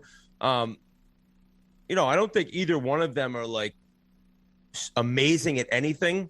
They're both just really good at everything. You know what I'm saying? Neither one of these guys is a true power play quarterback. Pulock has an absolute cannon, but in terms of running the top of the umbrella, Adam Fox, Doughty, guys that really can make a living just quarterbacking 5-on-4 units. I don't necessarily think either one of those guys would be great at that, but they both still can add offense. I mentioned Pulock's shot. It's just a huge deal to get 2, not how would I describe them? 2 such important players locked in at a fair number. It's pretty much how the Bruins have been successful for so long, is seeing guys never get too high of a deal. and they got 2 guys now locked in at what's great for the team. Does it concern you a little bit, though, that none of them are number one? And you, I know the Islanders got to get it done a different way by committee, but you look at the last 20 Cup winners. How many teams have not had like that one guy, the ace on the back? I said that, and I got to shout out Teddy Purcell because we were talking. I said, just think back, right? Think to all these Cup winners and look at Hedman on Tampa and Duncan Keith, when even Seabrook on Chicago, Doughty on L.A., Chara on Boston. It's like it really never ends. And then he said Carolina, I think, and what was that, 06? Kind of a good example of a team who never really had or didn't have a true number one defenseman that did win the Cup. So I do think the Islanders are a team who could win the Stanley Cup the way they are right now. And that would be just another example of not having that real number one guy. But hard to get over that hump of not time has told us, right? I think another one would be a good example is Pittsburgh when they won that first of the back-to-back because they lost Letang for most of that the run. Injuries. But other than that, it's just you look back, you get the Doughty, you got the Duncan Keith, Hedman. Carlson was a beast on Washington. Carlson's a clear number one. And, I mean, after that, Pietrangelo. Yep. He's a one. There's another one. So it's hard to go back and really see where you got to get it done by committee. But hey, this is a very solid team. I wouldn't hit the panic button yet. But hey, I'll tell you what, they lose against who they got in Game 3. They got a tough game against the Hawks, who haven't really proven us much yet either. If they start the 0-3, man, they got another 10 on the road. Notoriously, they have not been good starters under Trotz, and that's something that Frankie Borelli also made me aware of. So we'll see. But not the start to the year they expected. Outscored what, RA? They're getting dummied in the 11-4. Losers. Yeah. Scrubs. Also, Sorokin has started both games. Varlamov is still banged up. He's not in the lineup yet, so he's actually on long-term injury reserve. Corey Schneider's actually the backup right now. So Sorokin better clean it up, or we might be seeing Schneider out there because you don't want to get too far behind the 8 ball this early in the season. We've talked about that plenty on this show. Let's see. Moving right along. We didn't mention, I know we alluded to it earlier, the Tampa Bay-Detroit game, which was absolutely incredible. Tampa Bay was losing 6-3 with less than 7 minutes left. They rallied, tied it up. Andre Palat wins it in overtime. Tyler Bertuzzi, Todd's his uncle, not his father, like the internet thinks. Tyler Bertuzzi, 4 goals. But Dylan Larkin ended up getting suspended for a game for a retaliatory punch to Matthew Joseph. Joseph hit him in the corner, and it looked like I couldn't tell if Larkin turned to the last second or if it was, if he intentionally tried to hurt him or whatever. I don't think he did. But either way, Larkin just sucking him fucking right after. Clothesline special. Just fucking straight up fucking whacked him. Got a game for roughing. I guess I'm not really surprised. I don't know that he got a suspension. I thought it was an overreaction, Whit. I thought I didn't think the hit was as bad as he thought. Now, I'm not getting hit. I'm just watching. I also was surprised he got suspended, though. I mean, it was pretty egregious. It looked hilarious, lining him, but it wasn't like, I don't know. It didn't seem that bad. I mean, it's a full-blown sucker punch with the glove on. So, to the head. I mean, they're trying to set. Maybe this is the glove on. We draw the line at headbutts now. I don't know if you heard earlier. The headbutts are a $5,000 fine, but you can absolutely clothesline a guy. Somebody had the camera footage from a seat front row, and you could kind of see the hit. And from the original angle, it was a 50-50 to me. But then after seeing it from that seat, I was like, a bit of, I don't want to say embellishment from Larkin, but it wasn't as dirty as what he got up and did, as you mentioned. I thought that the game was well worth it. That not only did it get chippy there, and that Moritz Seider, I don't know if you saw this cocky little move. I think it was Hedman after the whistle was going to move the puck, and he gives him the stick lift and takes the puck.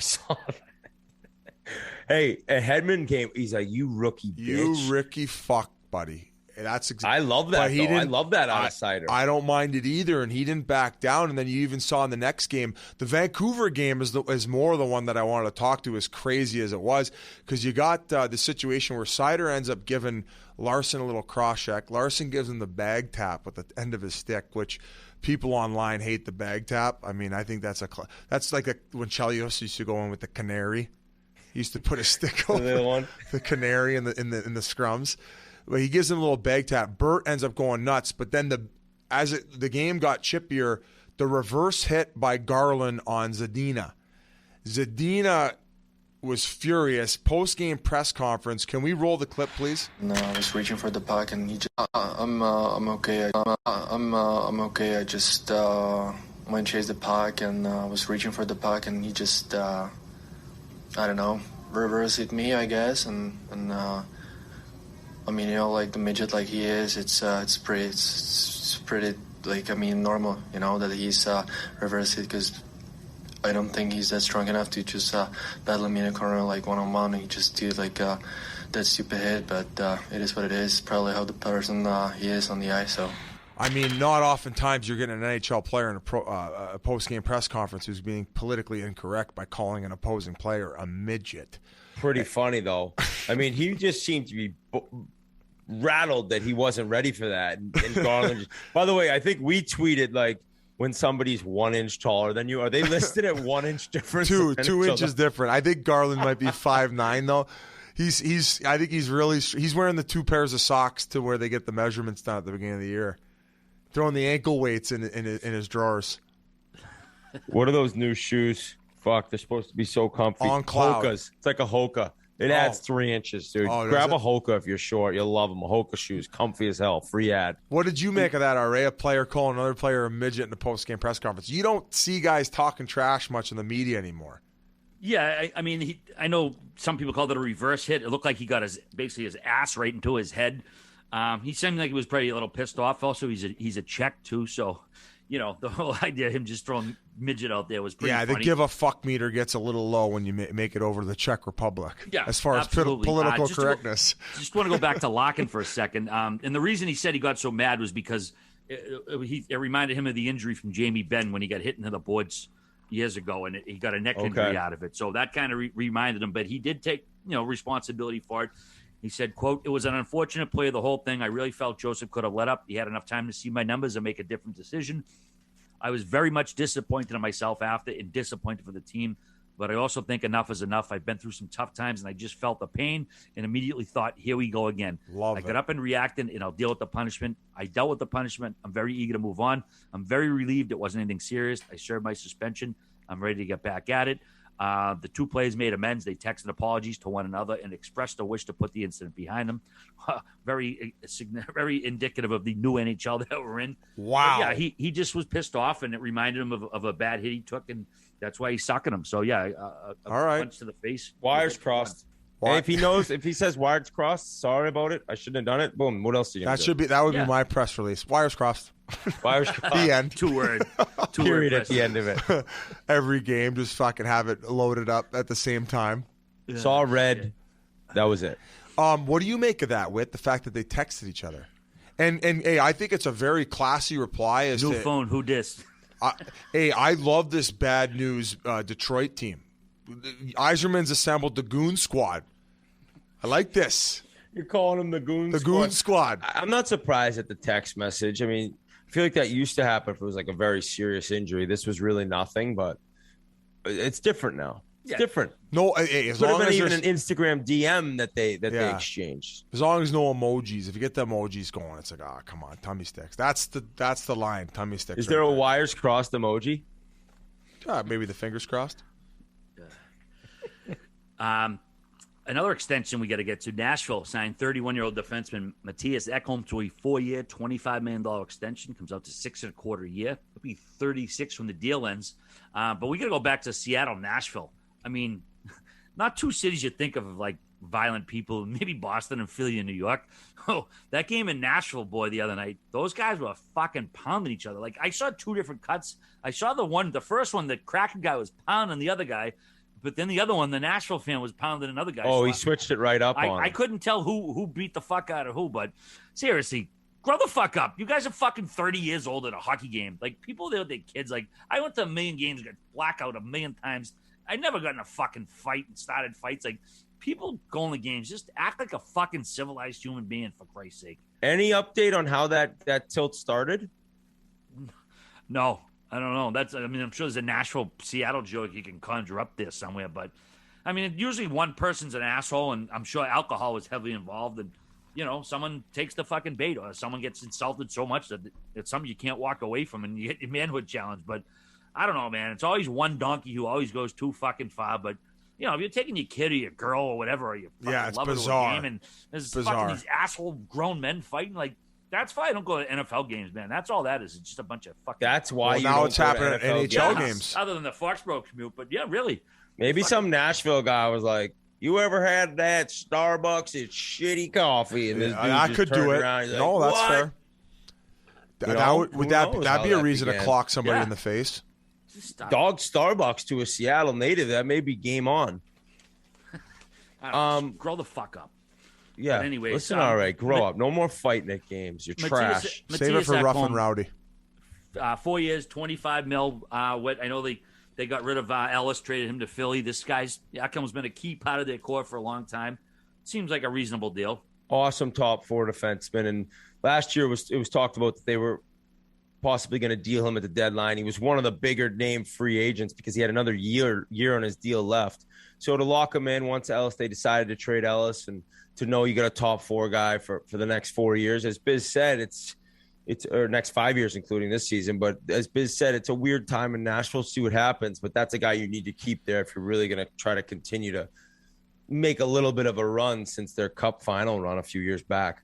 Yeah, Poyle's pretty loyal to his guys. I kind of get like a rhyme. What? You rhymed. What did I say? Poyle's pretty loyal. Oh, well, I did rhyme. Oh. You're a poet. Spitting hot fire. Oh. It's a bison. Spitting hot fire. It's a bison. But he's loyal to his guys, and it kind of reminds me of the Pecorini situation, where this guy's probably going to get to retire in Nashville. He's played some great minutes for this organization. He was essentially homegrown, right? Was he not drafted by them? Played over in Finland in pro a little bit, and then came over. And was it Finland? Or no, he's he's Swedish. Yeah. Rene's Finnish. Correct. Yeah, Rene. So yeah, that's what it reminded me of. Good, solid defenseman. Great number. I mean, fuck, when you're that age, getting that much on the back end, I would consider him like a number 3 on most teams, and that's a nice tag. But that's what you get when teams are vulnerable for defensemen. 4th rounder in 2009. Oof. What a pick. Yeah, it's a good They've just picked defensemen forever. To keep that into perspective, folks, I was a 4th rounder. It could go one of two ways. That's what happens when bodies start slapping, Biz. The body starts what? That's what happens when bodies start slapping. When bodies start slapping? How about the Sabres being a fucking wagon right now? Dude, took the words right out of my mouth. 2-0. Heads up, Buffalo. Coming through. Let's go. And I believe their next 8 games aren't that difficult on paper. They're playing some teams where they could get off to a little start here. Inter-squad games? Look. They're playing 8 inter-squad games in a row here? No, when you play them, you're only allowed to play other guys making $750. Oh, okay, nice. Shirts are back on sale. Oh, the shirts are back. The drop the shirts. The wagon shirts. Wow, drop the wagons. 80% off. I mean, impressive though. I mean, they beat up on Montreal 5-1 on their opener. They played Arizona. They went to a shootout, but won that one. They've only given up 2 goals in 2 games. They were successful pretty much under Don Granato last year. A lot of guys played, I would say, had career seasons. Successful or decent? I think successful? Well, they were compared to earlier in the season, maybe successful. Boom. Yeah, compared to earlier in the season. But they clearly played different than him. I think they know Jack's not coming back, and I think that probably clears their minds a little bit too. I think when your captain's hemming and hawing and you don't know if he's coming back, that probably causes some disarray in the room. And I think it's Clay. He's not going to be back, so I think they've moved on, even though Jack hasn't been traded yet. But not putting him in the playoffs. But either way, Buffalo 2-0 start. It's worth mentioning. 6-4, Whit.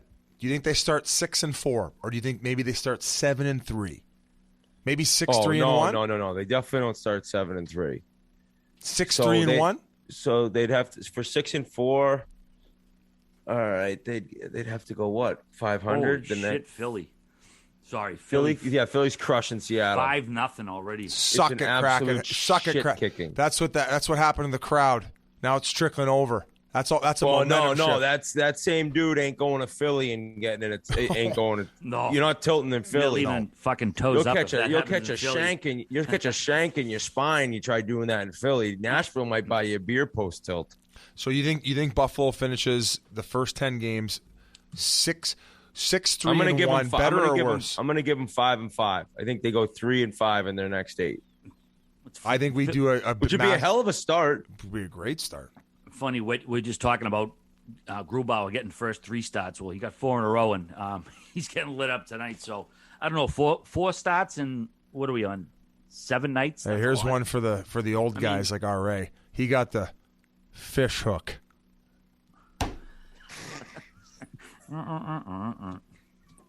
Barkley would have loved that one. The fish hook.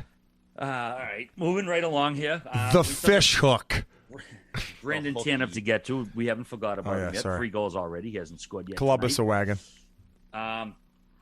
No, actually, New Jersey, Chicago. We want to mention the Friday night game. That was the game we mentioned already. Quinn Hughes with the sick overtime game winner. Quinn? You got dealt? Chuck, I'm sorry. We say Quinn because of Grinelli so much. Jack Hughes. I apologize, Jack and Quinn. Sick Selly just chucking the stick in the stands. But we do want to mention the beginning of the game that night.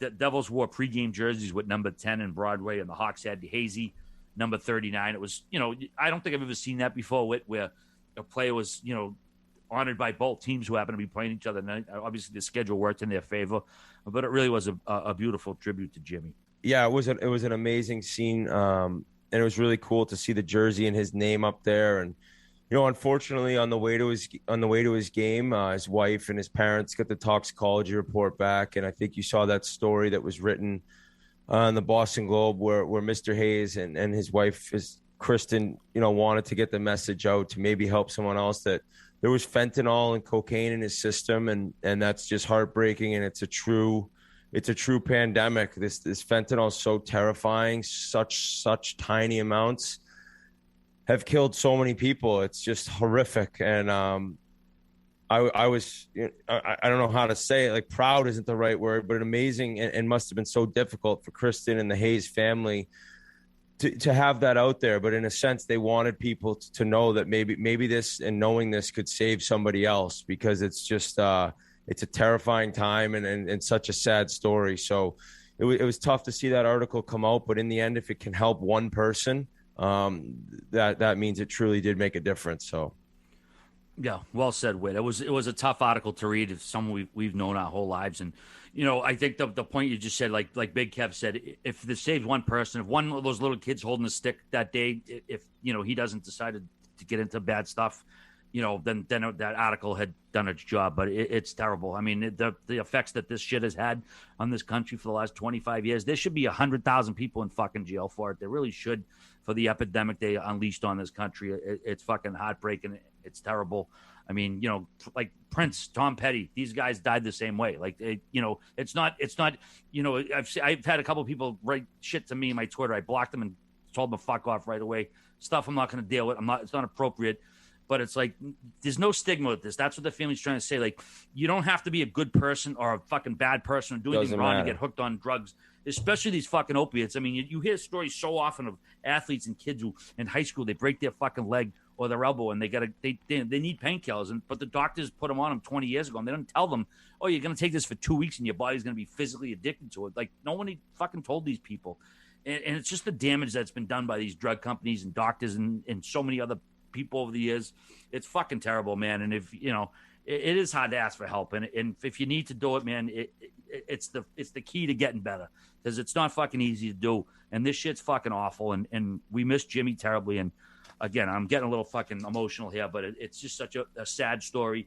And again, like you said, hopefully somebody can take some lessons from it, because it's so bad. It's just fucking awful. I think it also ties back to some of the stuff that Leonard was saying, and like, I know it got a little messy there, and like he had to come back in the situation with like buttoning up with what he said about not Laviolette, Jesus Christ.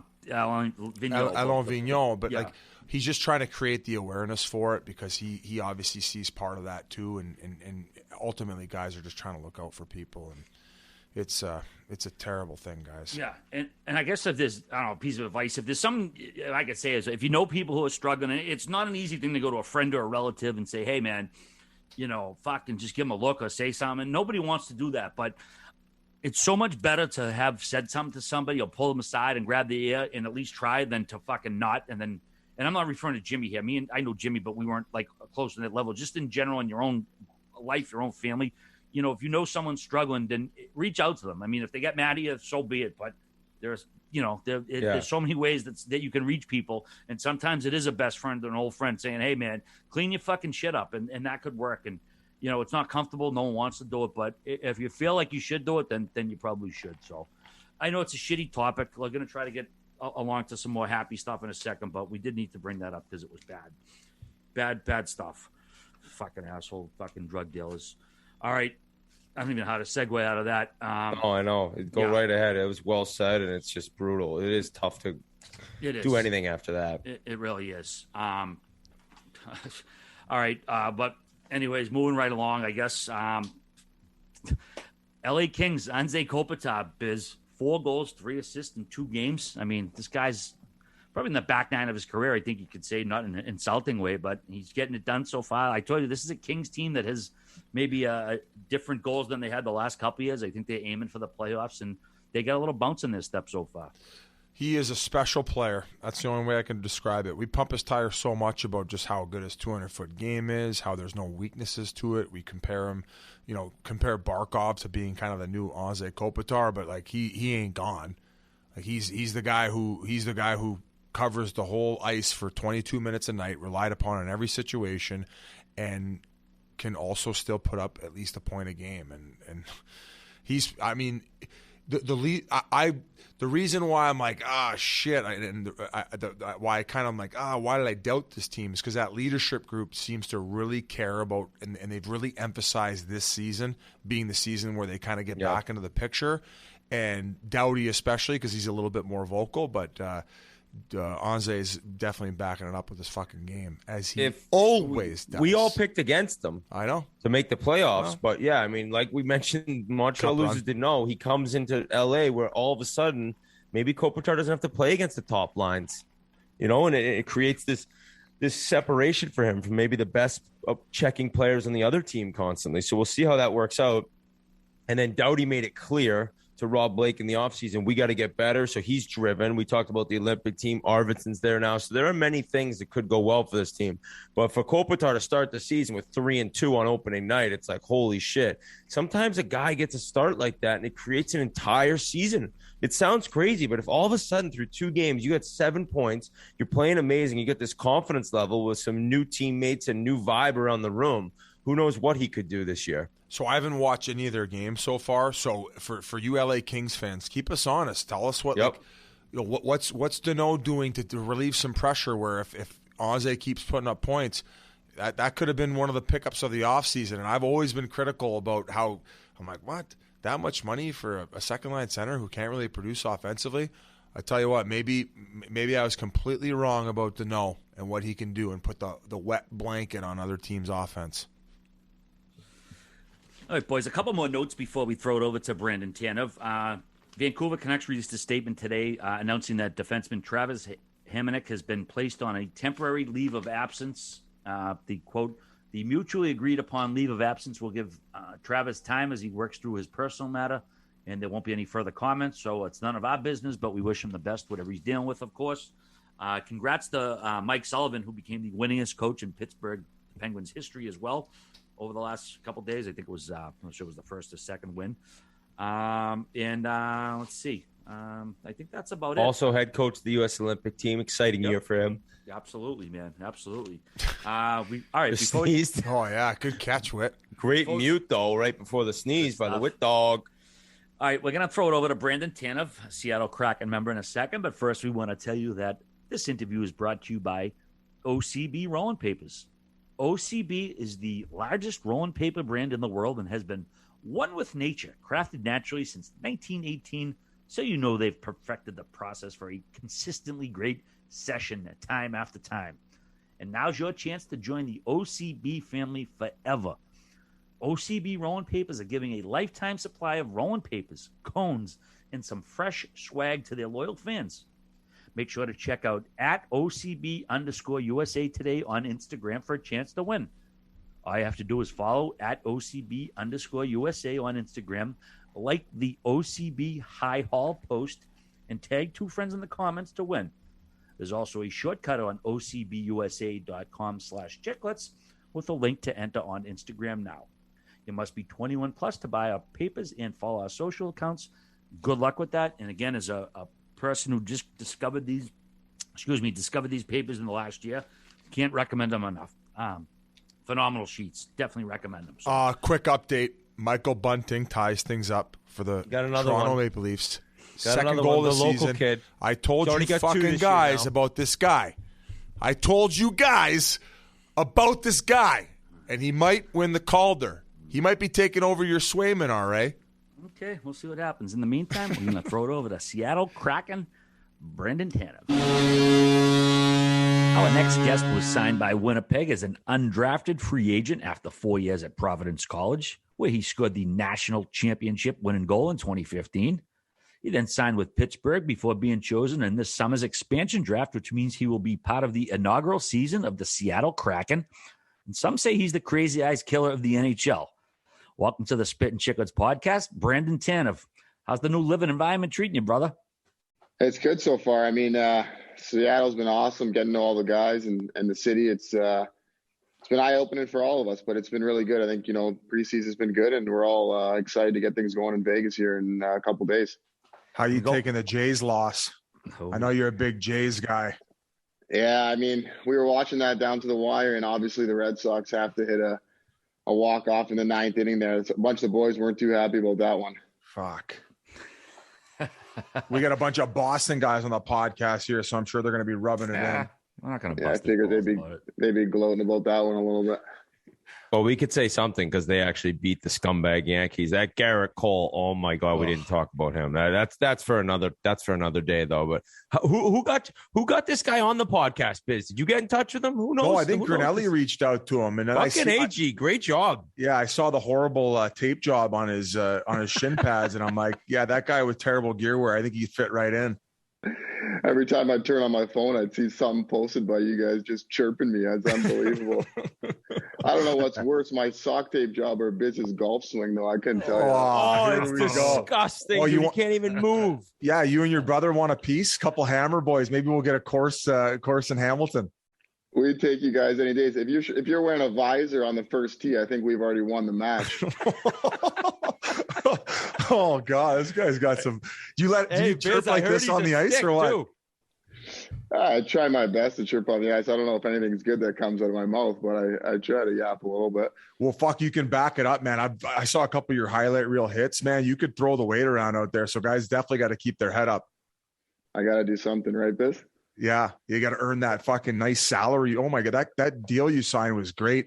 And even going back to last year, that hit on Tenorti, that was pretty vicious. You ended up having one on Kuznetsov as well. So I know all the Capitals fans out there hate your guts. Yeah, the battles between Pitt and Washington, I didn't really know what I was getting into there, but I mean, those were some fun games. I mean, Sid and Ovi, and then you're all part of that. That's an awesome time. Yeah, it'll suck you right in for sure.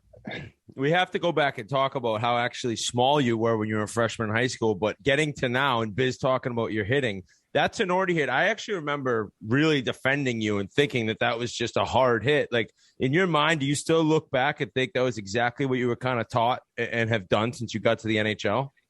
Yeah, I mean, obviously, like you never want to see a guy get injured when you hit somebody. That's the last thing that you want to happen. I mean, especially when it's a play at the red line like that. But I mean, I was taught always to, give your defenseman a chance to break the puck out. And in that situation, I mean, see a D-man dumping the puck and you're just trying to finish your check and obviously not have anything bad happen to anybody. And, it's a good thing he was not hurt in that play. I'd say the biggest takeaway from that was the gap that you close and how quick you are at accelerating. Now, I don't know how involved you were in hockey at a minor level, but you ended up having a pretty big track career early on, right? In high school or even before that? Yeah, I used to run a little bit and stuff like that. But I mean, I guess good genetics translate on the ice. I mean, I don't know. Never really got into the power skating and anything like that. They always try to change your stride. And I mean, we're such sticklers for what we do on the ice. So you never listen to anybody, right? Yeah. No, I did. That's probably why my stride went to shit. Brandon, I mentioned the expansion, of course, in the introduction. Were you bummed out, excited, indifferent about getting claimed? What was your reaction to all that? Yeah, I think at first it takes a little bit to sink in. Obviously, over the last 2 years in Pitt, you make some friends and you get comfortable in the city where you are. But I think it's also a great opportunity. I mean, it's pretty cool to be part of the first ever team in Seattle and to be part of the expansion draft. I mean, I never got drafted, so in that sense, it was kind of cool to go through the whole process, be a part of the event, and I think it's exciting for all of us that are going to be a part of Seattle. It's pretty cool. Those units are sick. Oh, they do look great on TV. Yeah, they're nice. They did a good job with those. I hear from different guys like Turbo, like this dude doesn't sleep. He's nonstop. He never stops going. Has that been your entire life? Like no pregame naps, not in college, not in pro, doesn't matter? Yeah, no pregame naps for me. I mean, in college, we had roommates, and I would always just sit in my bed. I think I was watching like 2012 Tomorrowland videos waiting for the game to happen. The trailers. I don't know if my roommate was too happy about that, Kevin Rooney on the Rangers. But, I mean, I've never been a guy to really nap, just kind of sit around, watch Netflix, always kind of buzzing around, high energy, keep the room light, chirping guys, whatever it is. I read that you're a big Seinfeld guy, and Netflix just picked up, I think, the entire series. So you must be just binging that nonstop. Oh, yeah. If you're ever stuck for something, just chuck on a 30-minute episode of Seinfeld. You get a couple laughs from Kramer, you know? Oh, yeah. Oh, the best. One of the best shows of all time. I actually saw Netflix they're like shortening the episodes, though. Oh, they're cutting some stuff out? All right. Is that true? Yeah, that's what happens when they edit them. When they get bought by these big fucking companies, they chop it off, or they'll cut the scenes on the side, like The Simpsons. The way they frame it, they cut off like the visual jokes. Why? Because it's fucking attention spans have gone down. I'm not sure exactly why, but it's horrible. That's why the best thing you could do is buy the old DVDs of shows, because those are still in the original form. Because I mean, that's how you want to see it. You want to see it the way it aired 30 years ago, not fucking edited for politically correct modern times. Kramer's your favorite stuff. Kramer's your favorite character. Oh yeah, for sure. I mean, you gotta laugh at that guy anytime you see him just walk through the door. I mean, I've had some teammates call me Kramer, you know, sometimes too, just goofy, coming in all the time like that. But I mean, that's my guy. He's fucking hilarious. Well, you mentioned Tomorrowland, so I would imagine you're a massive techno guy. Like, do you attend festivals? You get the glow sticks out? A couple caps? I used to get the glow sticks out in high school. We all thought we were part of that electric Euro trend or whatever it was. But I mean, yeah, I'll listen to it all. But EDM's pretty good. I mean, it gets me buzzing before the game, and that's all I need, right? Well, wait, you had a story for Mebs, right? Yeah, I was gonna say. Speaking of buzzing before the game, so Ebbs texts me and he says, dude, this Turbo guy, he said, we're playing the Penguins in the playoffs. And I got to walk by the visiting team's room. And I show up at 4:00 for a 7:00 game pretty early. And this guy is in a full sweat doing lunges in the hallway 3 hours before puck drop.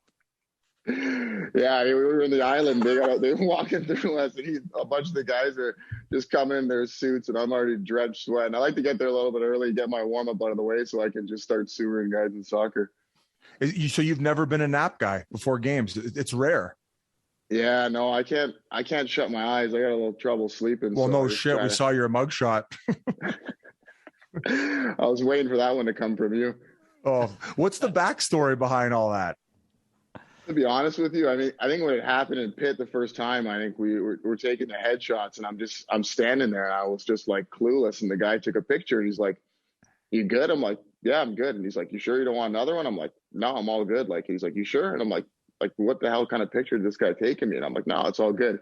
So next day, our team services lady, she comes up to me, she's like, "Tans, like, do you want to retake your picture?" I'm like, "What do I need to retake my picture for? I'm sure it's fine." Like, she's like, "You sure?" She kept asking me that. And I'm like, "No, I'm good. Like, I don't want to go through that whole process again, take the time to do it." So I'm just like, let's fly with it. And then next day it comes out, and I guess that's why everyone was asking me 15 times, like, "Do you want to retake your picture?" You became a household name because of your mugshot with the Penguins. And then my brother said, "I think he saw a ghost." So we ran with the story. It's just like, why not? You know what I mean? I don't know how many guys see ghosts, you know, in 21st century, but I guess I did. Speaking of your brother, you ended up getting invited to Vancouver to like attend their camp, but then you ended up declining and ended up going over to Providence College, correct?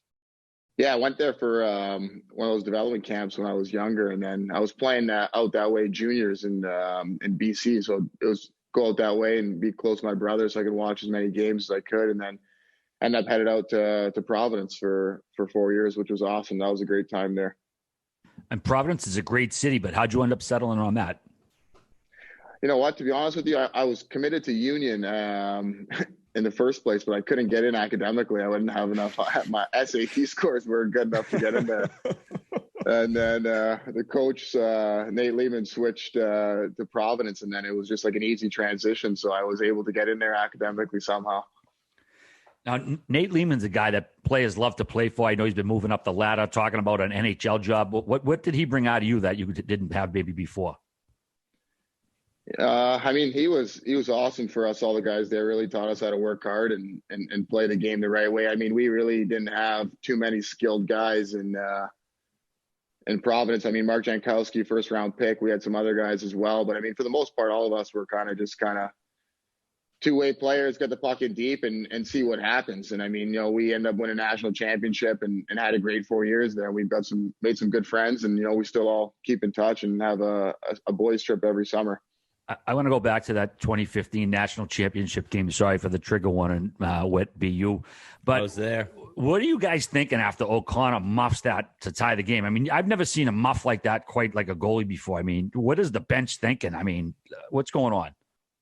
To be honest with you, I think we were all shocked as everyone else. I mean, one of the D-men flipped it in, and we were just like, oh, did that really go in? And we're just like, boys, like, that's one more, and we got the Natty championship here. You know what I mean? I mean, it's one of those situations, you know, you're happy because you're the team that scores the goal, and then it's just like, holy shit, like, what the hell just happened? I don't even know if we could digest it all.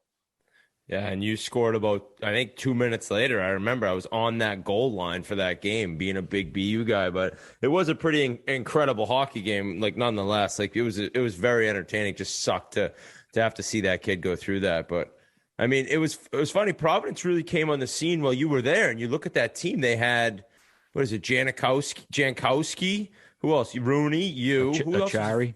Yeah, Achari, yeah. Florida, yeah. We had a good group of guys there. I mean, they renovated the rink there for us. I think our freshman year, we didn't even have hot water after our practices when we were showering up to go to class. But I mean, they did a transformation of that whole program, and we were lucky to be a part of it with that rink they put in there. It was awesome. And then your senior season ends, and you go right to Winnipeg, sign that undrafted free agent deal. That's quite the whirlwind going from college campus in Providence to the hinterlands of Winnipeg. Yeah, I mean, it was one of those things where all my buddies were asking, like, why are you signing in Winnipeg, like, you know, of all places? And I guess it's just one of those things where situation worked out. It fit pretty good. And, you know, I guess like a good way to make a name for yourself and get to the NHL as fast as you can. And when you talk about growing up in the game, that's what I kind of wanted to get into, is that you were so small, I was reading, that you actually just like took a year or two or maybe even more off of competitive hockey. Is that the case? Yeah, I quit from 15 to 19, didn't play competitive hockey. I mean, my brother and I were super late bloomers. I think my freshman year in high school, I might have been like 4'10". Like my backpack was filled with all my books. It was probably half the size of me. And then, you know, we kind of like late bloomers. I think my senior year in high school, I almost grew like a full foot. So we were pretty small, and you know, fortunate enough to get some opportunities and to be where I am, I guess, is a good way to put it. So once you gain that size, then you end up just getting back involved. Like, did your brother maybe push you a little bit to get playing again? Yeah, I think he went through that whole same process, and, you know, he got a scholarship and ended up signing with Vancouver after his freshman year. So, I mean, you're looking at it that there's some light at the end of the tunnel, and had some good opportunities, played year junior, got a scholarship. And then we had a great team over my 4 years at school in Providence. So I was lucky to be a part of a good program and have good opportunity there. And you had some characters on that Winnipeg squad. I mean, Big Buff, he's a guy's name we bring up all the time, anybody who played with them. What was that experience like for you? Buff's still one of my good friends. He was unbelievable. I think my first ever day in Winnipeg, I flew in, and they were playing the Senators that night. And that was a night where he rocked Mark Stone, just obliterated him. And he came back into the dressing room. I was just sitting in the lounge, and he walked by, and he's like, "You see, kid, that's what happens when you have your fucking head down." And I'm just like, holy fuck, like, what the hell did I just get into here? That's unbelievable. And then you ended up playing with our boy Hazy there as well when he ended up coming over in that trade for a short period of time. Yeah, Hazy was awesome. We traded for him, and he would have been a big piece for us going down the stretch there. Obviously, we ended up losing that year in the first round, but it was nice to get to know Hazy. Hazy's a beauty. What a great guy he is. I ended up staying a couple nights at his apartment in New York City in the summertime. Let me use it, but he's a gem. What was it like playing in Winnipeg, where it's like so hockey focused? There's really nothing in the town taking its focus away from the hockey team. Like, is it hard to just go live like a normal guy, like where you're out for dinner and you're getting hounded by fans, or are you kind of a little bit of a recluse? Yeah, obviously it's not the greatest city to live, but I mean, to play hockey, it's unbelievable. That run we had going to the conference finals that year against Vegas, that was incredible. All the fans, the building, the city, like there were like thousands of people on the streets, like before the games, just getting shit-faced, and all the beer tents they had. I lived across the street from the rink that year, so you're walking through that whole parade, kind of get to the rink, and it was crazy. I mean, just get you going right before you get to the rink. It was nice.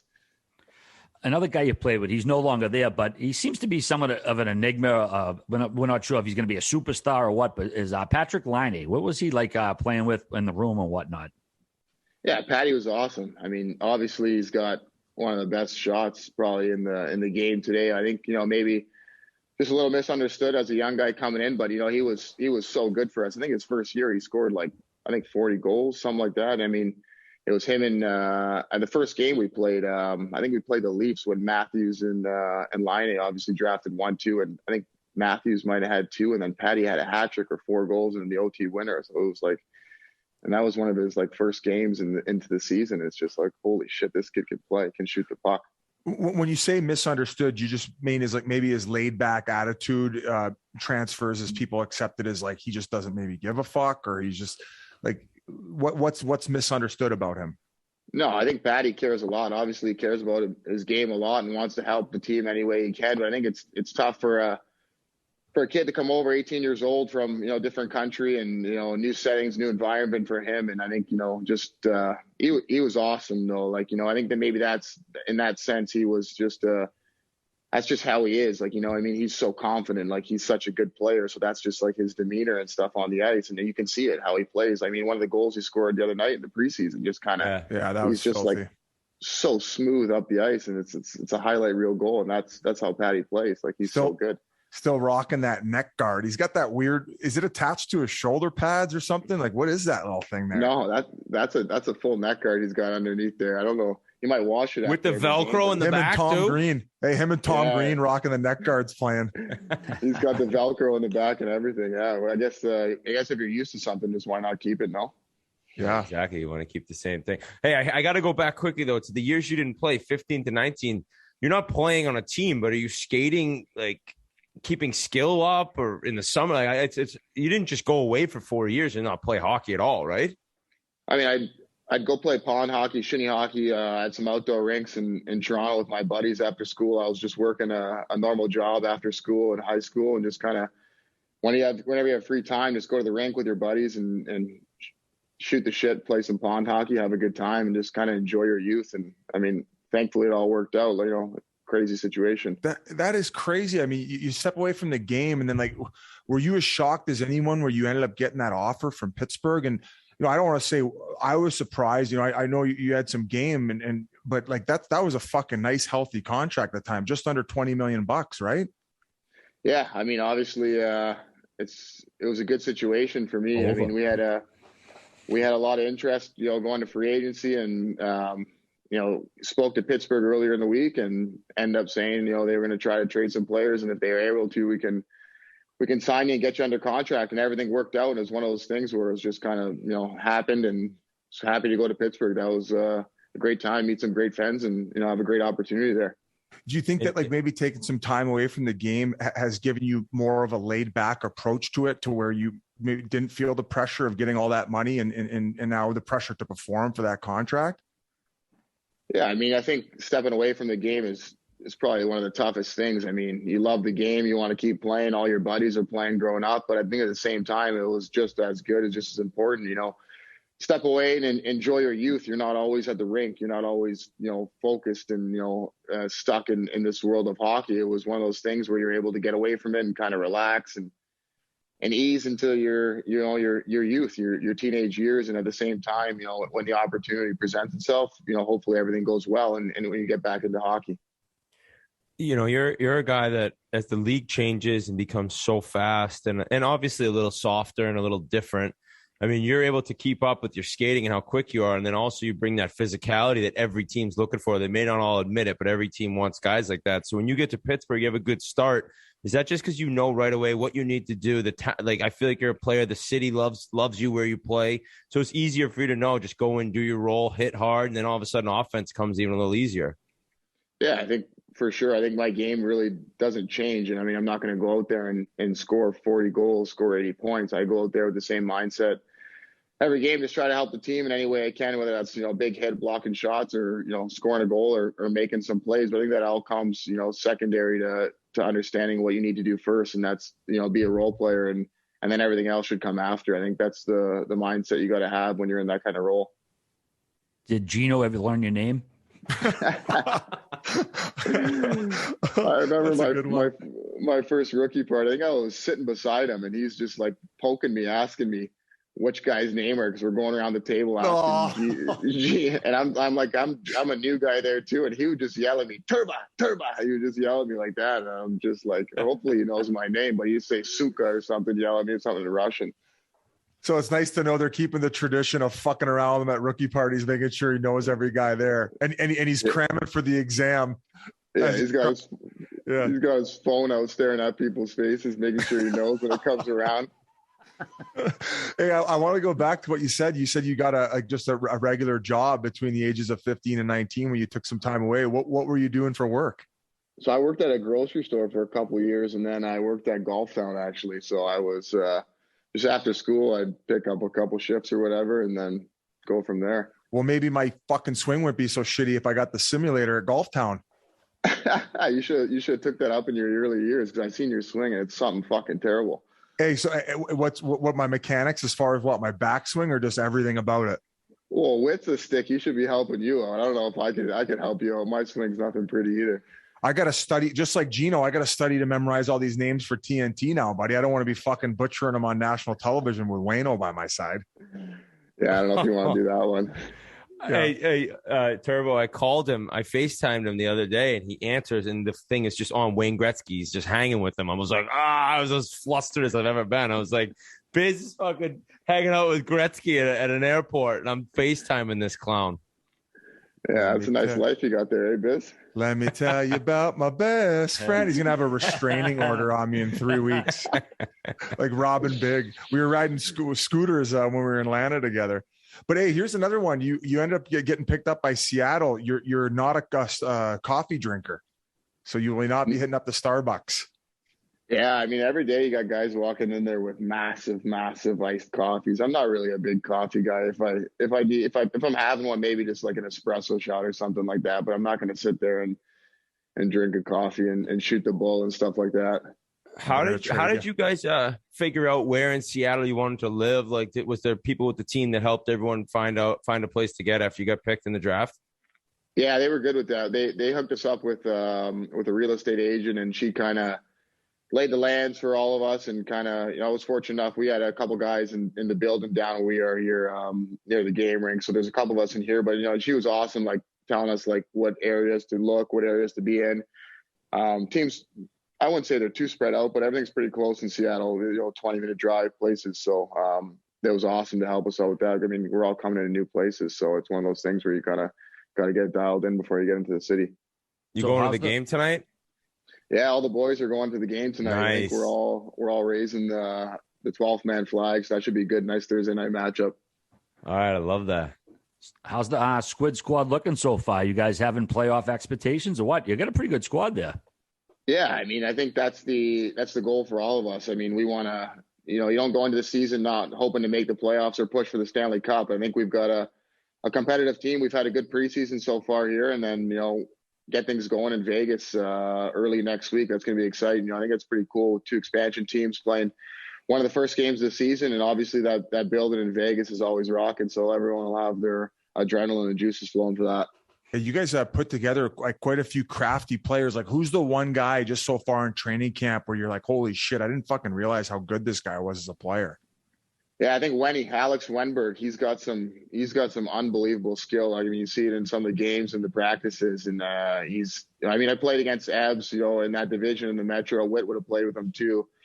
I actually was talking to him, trying to get some dirt and some stories on Witt to bring up. Nothing you can talk on here now. I'm married with kids. They got fucking no ammo. I'll let them use. I got final cut rights. Yeah, so he wasn't giving too many stories, but I think obviously Abs is so skilled. Schwartz, he's a smart player too. He's crafty, but I think Wenny probably for me was like one of the guys I didn't really know because he didn't play against him too much. He's got some crazy skill. Was he in Columbus? I think he was in Florida last year, but he was in Columbus previously. Yeah. I mean, Torts will bury that skill in no time, so that's probably why you never realized it. Playing hockey with the wrong-handed stick with him. Yeah, you basically got, two number one goalies, or at least a 1 and a 1A right now. I mean, a Vezina finalist last year and a guy who pretty much stole a number one guy's job last year. Yeah, Driegs and Gruby are both unbelievable goaltenders. Obviously, Gruby's was great in Wash, and then obviously real good in Colorado. And then we got Driegs from Florida too, an unbelievable year. So we've got some great goaltending here, which is good, for us, early in the season, lean on those guys a lot. But they're both great guys, and they're hell of a goaltenders. I want to jump back to Winnipeg for a sec. Paul Maurice, coach who's been around for a long time. What was your relationship with him like? Did he help your game? Was he good for you? I love Paul. Mo was awesome for me. He gave me a great opportunity to kind of establish myself and into a role that I wanted to play. And nothing bad to say about Paul. He was great. I think we had great teams when I was there too. Western Conference Finals. We made the playoffs a lot. And I think he really helped my game a lot. He's might not be the most approachable guy when you meet him for the first time, but he's unbelievable. Really? I would have thought the opposite. He seems like the type of coach where you can go into his office and have like a full-blown conversation with him. Because when he does these press conferences, he usually articulates like very, very well. And he seems like a deep thinker. Yeah, he was. I try not to go to the coach's office. I try to stay away from that hallway as much as I can. But even in between periods, he'd come in with a massive bomb in his upper lip every period. He'd be talking for like 5-6 minutes, just a massive bomb in his upper lip, and not spitting either, just swallowing. Oh yeah, I want one of those COVID shields on. Oh my god. Yeah, I remember the first time I saw that, I'm like, holy shit! Like, look at the size of that chew he's got in there. It's fucking massive. Yeah, and then obviously you go over to Hackstall, who I guess some of the word when he was in Philadelphia is the adjustment from coming from college and the way that you interact with the players and you control the leadership group. I don't know how it went over in Philadelphia, but how has it been since he's been with you guys and how he's approached coaching with the Seattle Kraken? Yeah, I think he's been great so far. It's nice to work under him. He's a great hockey mind, and I think he's done great job so far early in the preseason and training camp. And obviously, he's got a great pedigree in coaching in the NHL and previously in college with a lot of success there. So I think we're all really excited to have him behind the bench. Is Gio pretty much the godfather of the room? Yeah, he's definitely the godfather of the room. My brother played with G in Calgary and said nothing but great things, and he's unbelievable. He's still a heck of a player. He gets up and down, great skill, sees the ice, and he's got an unbelievable shot. So it's nice to have an older guy who can still play extremely well, in the locker room and help some of the younger guys and some of the other defensemen on the team. Yeah, he's just a machine in the gym too. Considering it's an expansion team, like is somebody hesitant in the locker room to grab the aux cord and be the DJ? Like, who ends up getting the DJ? Yeah, there's been some days we don't even have music right now in the locker room because we haven't established that yet. So it's we got to figure out our pre-games. We've just been doing the big booty volume mix, I think, for the game days. I think that's probably a staple around the league for most teams, but no one's really grabbed the aux cord yet. We got to figure that one out. Would you be the type of guy to do that, or are you like to focus more on the game leading into it? He's warming up at 3:00, dude. He's got the Tomorrowland mix going. You got a big screen in the middle of the room. Maybe I'll just put a projector in the middle of the room. We'll just have Tomorrowland 2012 playing. Yeah. Get the fog machine going with the light show. That'll get everybody going, I think, for sure. But you got the old school AC/DC shirt on. Did you get some old school tunes going or what? Do the young guys know it? I'm a big 70s guy, especially when I'm on the golf course. You know, that's the best kind of music. Maybe that's what you got to do, Biz. Play some nice music, have it in your back pocket. I've asked to play music on all of those, and Brunelli and Biz say no. We can't get the rights, man. We got a YouTube channel that has 188,000 people subscribed. We're not like Sony Music here. Who are your top 5 70s bands? I like Fleetwood. Eagles are good. Leonard Skinner. There's a lot. I'm pretty good with I'm easy going. It goes, whatever you're gonna play. To be honest, I'm in the mood for anything country, 70s rap, EDM, whatever's clever. I mean, whatever's on the aux cord is what I'm listening to. But if I'm golfing or laying low, it's definitely 70s. I think we've talked about it on the podcast before, RA. The Eagles, they have an unreal documentary that's out. Yeah, it's long, but it's incredible. I didn't know the whole backstory and the riffling between the bandmates and stuff like that. But I don't know if you've checked it out, Tanev. I'd recommend it. Yeah, what's that on? I gotta check that out. Yeah, it's a two-part, 2 hours each part. I could try to look it up while we're talking, but I also wanted to ask, you were talking about your movies and killing time because you don't take naps. What else do you like to watch when you're streaming? More movies or more TV shows? Yeah, I'd probably say movies or TV shows. When I'm sitting on the couch, the days can get long, so you just put on Netflix or Amazon or one of those streaming things and just whatever catches your eye. I was watching that Last Dance documentary was pretty good with MJ. That was unreal. And then Cappy and I ended up getting to play the Grove this past summer, and it was nuts to go. You'll see, and he wasn't there, but that is one of his best buddies, that George, the older fella. He was actually sitting in the clubhouse having lunch, so we chatted with him a little bit, hear some stories, and that was nuts. Grove 23, Whit, you've played that course. Oh yeah, played with MJ, got dusted by him too, dude. He fucking played. We played 36 holes with him, and on a par 5, the 17th hole, second 18, all this action going. I hit the green in 2. He's over the green in 2, like dead short-sided. He chips it up to like 3 feet. I pop my putt just inside him. He buries the 3-footer for birdie. I miss. He goes, "That's right, bitch." That is fun. Oh, the course is sick, dude. It's one of the best experiences I've ever had playing golf. The caddies are on like these like little motorcycle scooters. I actually have one of them, a Pink Whitney one. They just bomb around to each ball, and you're flying around in your own cart. It's an absolute gong show. It's a great time. Yeah, anything goes over there. You can play barefoot, a basketball jersey, tarps off. It's like those Discoveryland properties too. I don't think there's golf dress codes there. Yeah, it was unbelievable. Cappy and I get to play that. We were riding around those motorcycle things too. Those things are unbelievable. Oh, that's sick. Did you ever get into on ice battles with your brother? Do you guys talk to each other like day of a game if you're playing against each other? No, to be honest with you, I try not to use my phone, but we'll chat a little bit and warm up and stuff like that. But he's usually playing against like the first and second liners. So he's really never on the ice against me on the fourth line. So he's always up there playing against the other team's top players. But I think once or twice we've been on the ice and hit him a little bit, but try not to get it into too hard, or else my mom's going to be calling me after the game, yelling at me. What am I doing? So if he's Tenorti, you're easing up a little bit.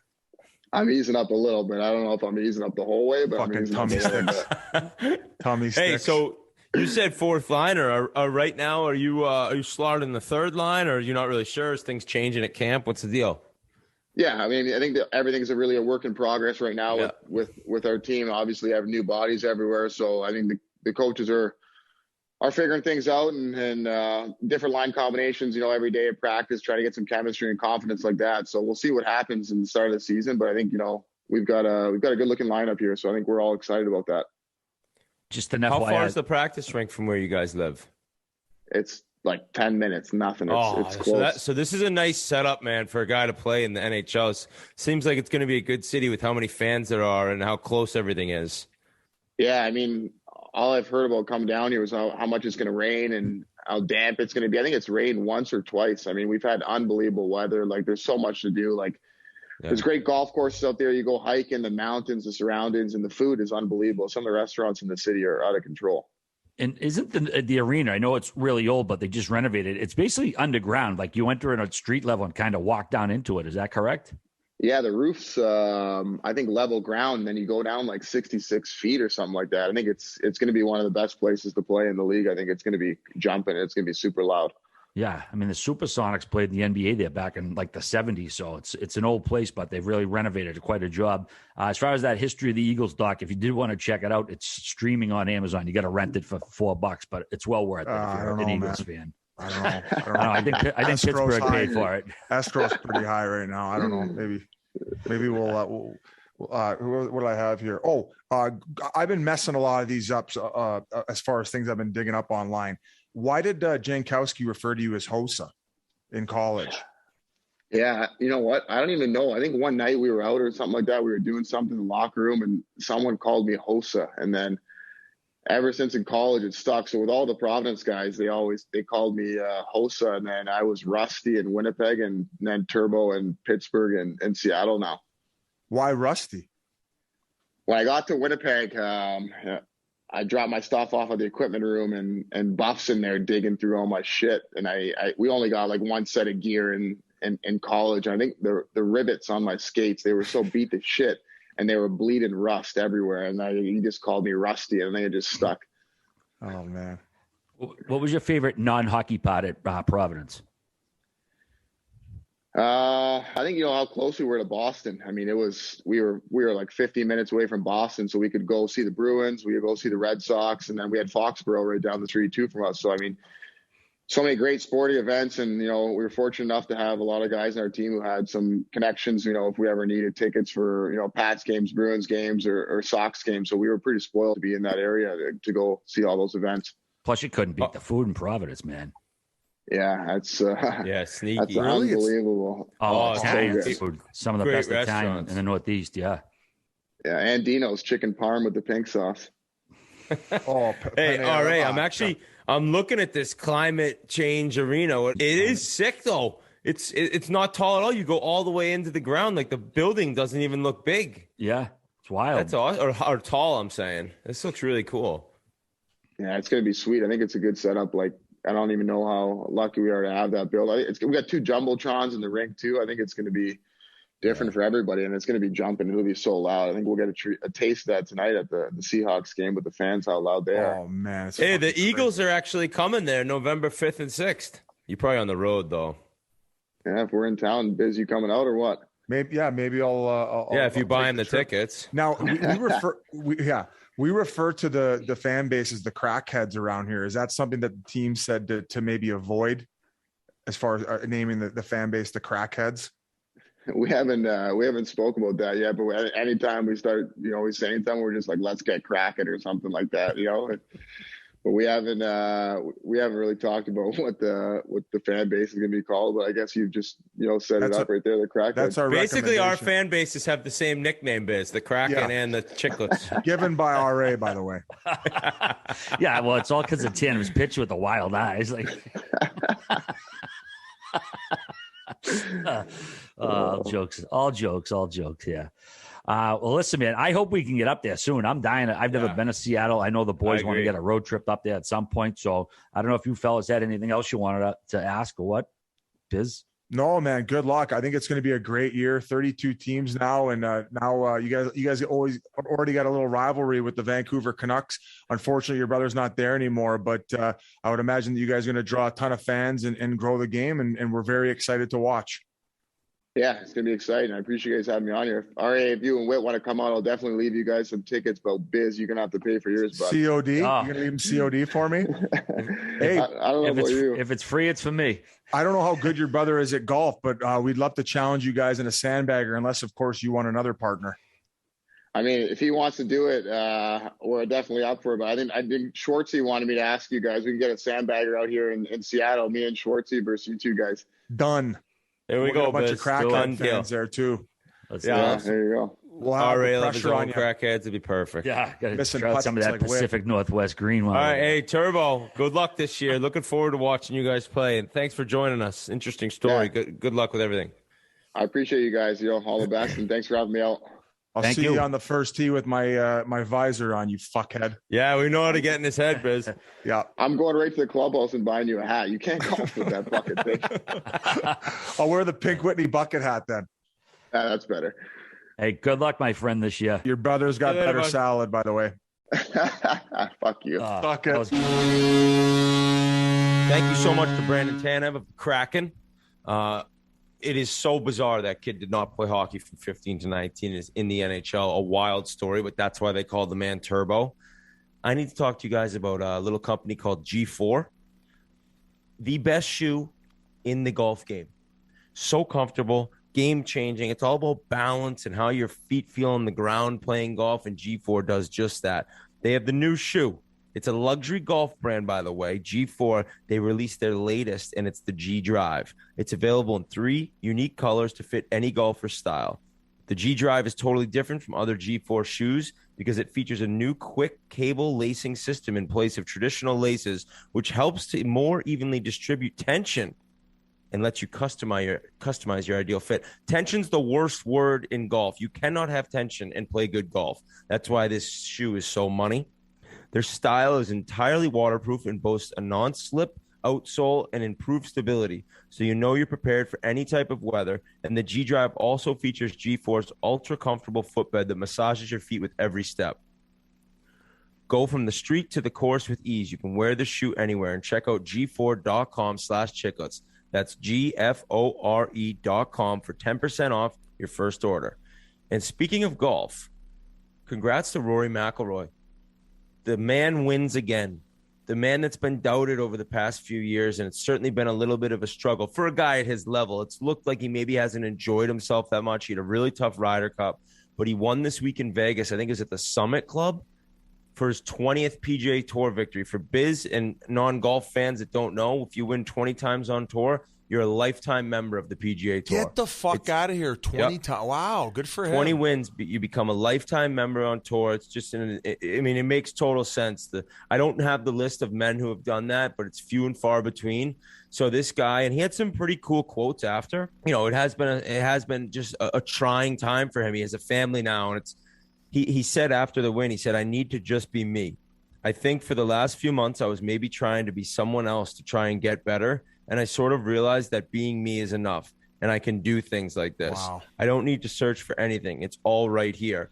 And in these individual sports, it's crazy to think that you can see other competitors in tennis, golf, whatever it may be, that, oh my God, look how this guy hits the ball. Look how this guy's able to putt. I need to do it like that. I need to be more like this guy. And Rory's openly said, like, when DeChambeau added all this distance, he thought he needed to, and he tried to, and he talked about distance. And I think in the end, you look, he shot 25 under this week. He wins, and it just shows, like, I am as good as anyone else when I just concentrate on the things that I do great and what got me here. You know, when you're 12 years old playing any sport, you're not thinking, you're just going out and you're doing it.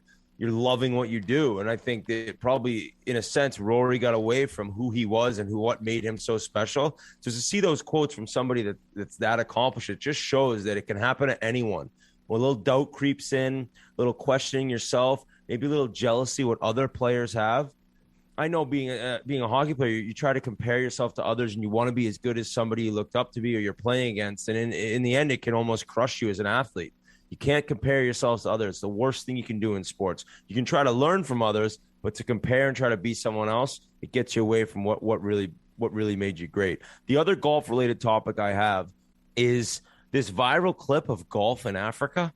It is wild. I don't know if we can tweet it out or put it on our Instagram, but this golf course, you got cheetahs on the tee box, you got elephants on the green, you got what are they called? Rhinoceros? How do I Rhinoceros. Rhinoceros. Close. Jesus Christ! I combined a rhinoceros with a dinosaur, and I want to play golf in Africa. I would say the most petrifying animal you could ever run across is, what is it already? They live in water. Hippos. Holy shit! If you don't want to see an animal on a golf course, now maybe hippos aren't as deadly out of the water as they are when they're in the water. No, I think they are, Whit. If you dumped one in the hazard, Teddy Purcell did, you went to get your ball in Africa, and all of a sudden a hippo is sitting on your face, you're dead. So I love the clip. I'd love to experience golf in Africa. Australia is my number one, but Africa now is number two, because if I get to see an elephant cleaning my ball next to the green like a caddy would, I'd be the happiest person on earth. They got the That's my golf talk. They got the hyena hole. Hyena hole. There's hyenas out there? There's hyenas on the fairway. Hyenas are the scumbags of the plains. Oh, they'll steal your ball and try to sell it. They're the back islanders to you. of the islanders of Africa. Hyenas have a 2,000 pounds per square inch fucking teeth. When they bite you, it's 2,000 pounds per square inch. The strength of a hyena bite, which is obscene. It's wicked crazy. Like once they bite you, the piranha of the plain would be a good. Would that be a good breakdown? The piranhas could of be. the plains. I'm going to have to check with Marlon Prep. Now you might be done with the golf talk, Whit, but I'm not. Oh, what do you got? Uh-oh. Tanev, you come on my fucking podcast and you chirp my backswing after working at Golf Town for 5 and fucking apparently years, he's working a on your stick game. too, and he's coming at you. I'm going to come swing. into your city. I'm going to beat you. And I'm going to take a dump on the 18th tee box, and you can clean up my shit, you motherfucker. And you can I'm blame closing it on that the hyena. motherfucker out with my G drives. Dick out. You can blame it on the bamboo. Hey. By the way, if I'm you getting worked at better. Golf Town, hey, if you worked at Golf Town instead of running around the O, being That's an what I'm O saying. guy, you might have Ernie Els action. So you shouldn't be coming at my boy. That's what my I'm partner. saying. So fuck you, Tanev. You and your bug eyes, boy. I'm going to get you. Let's keep it going, baby. All right, a couple more hockey notes for you.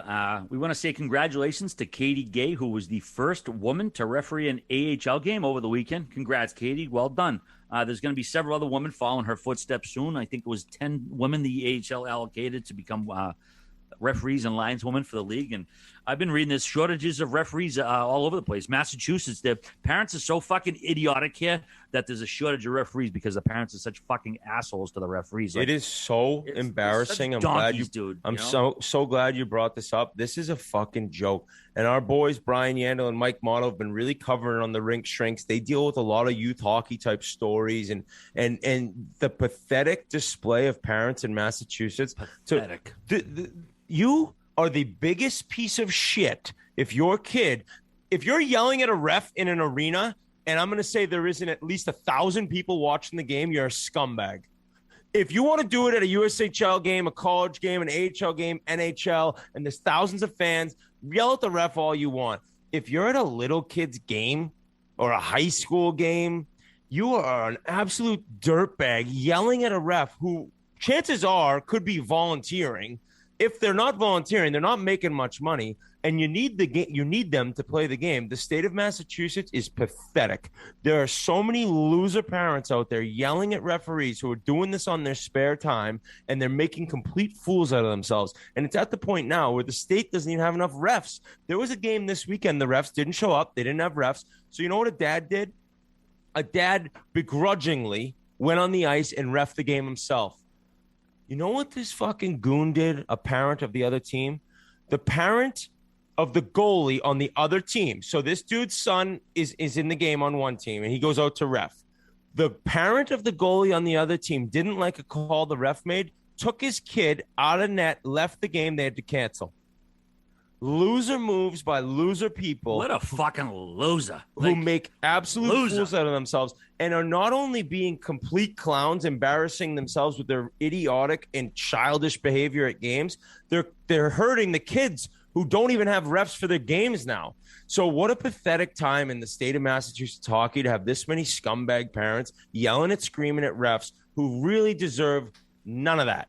Because every single person who's ever refereed a game will tell you it's not that fucking easy. And when you have people screaming at you from the stands when there's 40 people in the arena, you really wonder, why am I doing this? Oh my So God. straighten up, Massachusetts parents. Keep your mouth shut. Rip on the fucking refs all you want after the game to your friends or to the guy sitting next to you in the stand that you're watching your kids play with. Or even if you want to be a dirtbag, you could be in the car on the way home and say, you know, you got screwed over. That ref sucks, little Johnny. Be that guy, but do not yell out loud and do not ruin it for the rest of the people who have enough sense and class to leave refs alone. Yeah, that's a fuck. I didn't hear that story. I heard that they had a shortage, but the fact that the guy pulled this, there's a shortage everywhere, and Massachusetts is even worse because people are fools. It is brutal.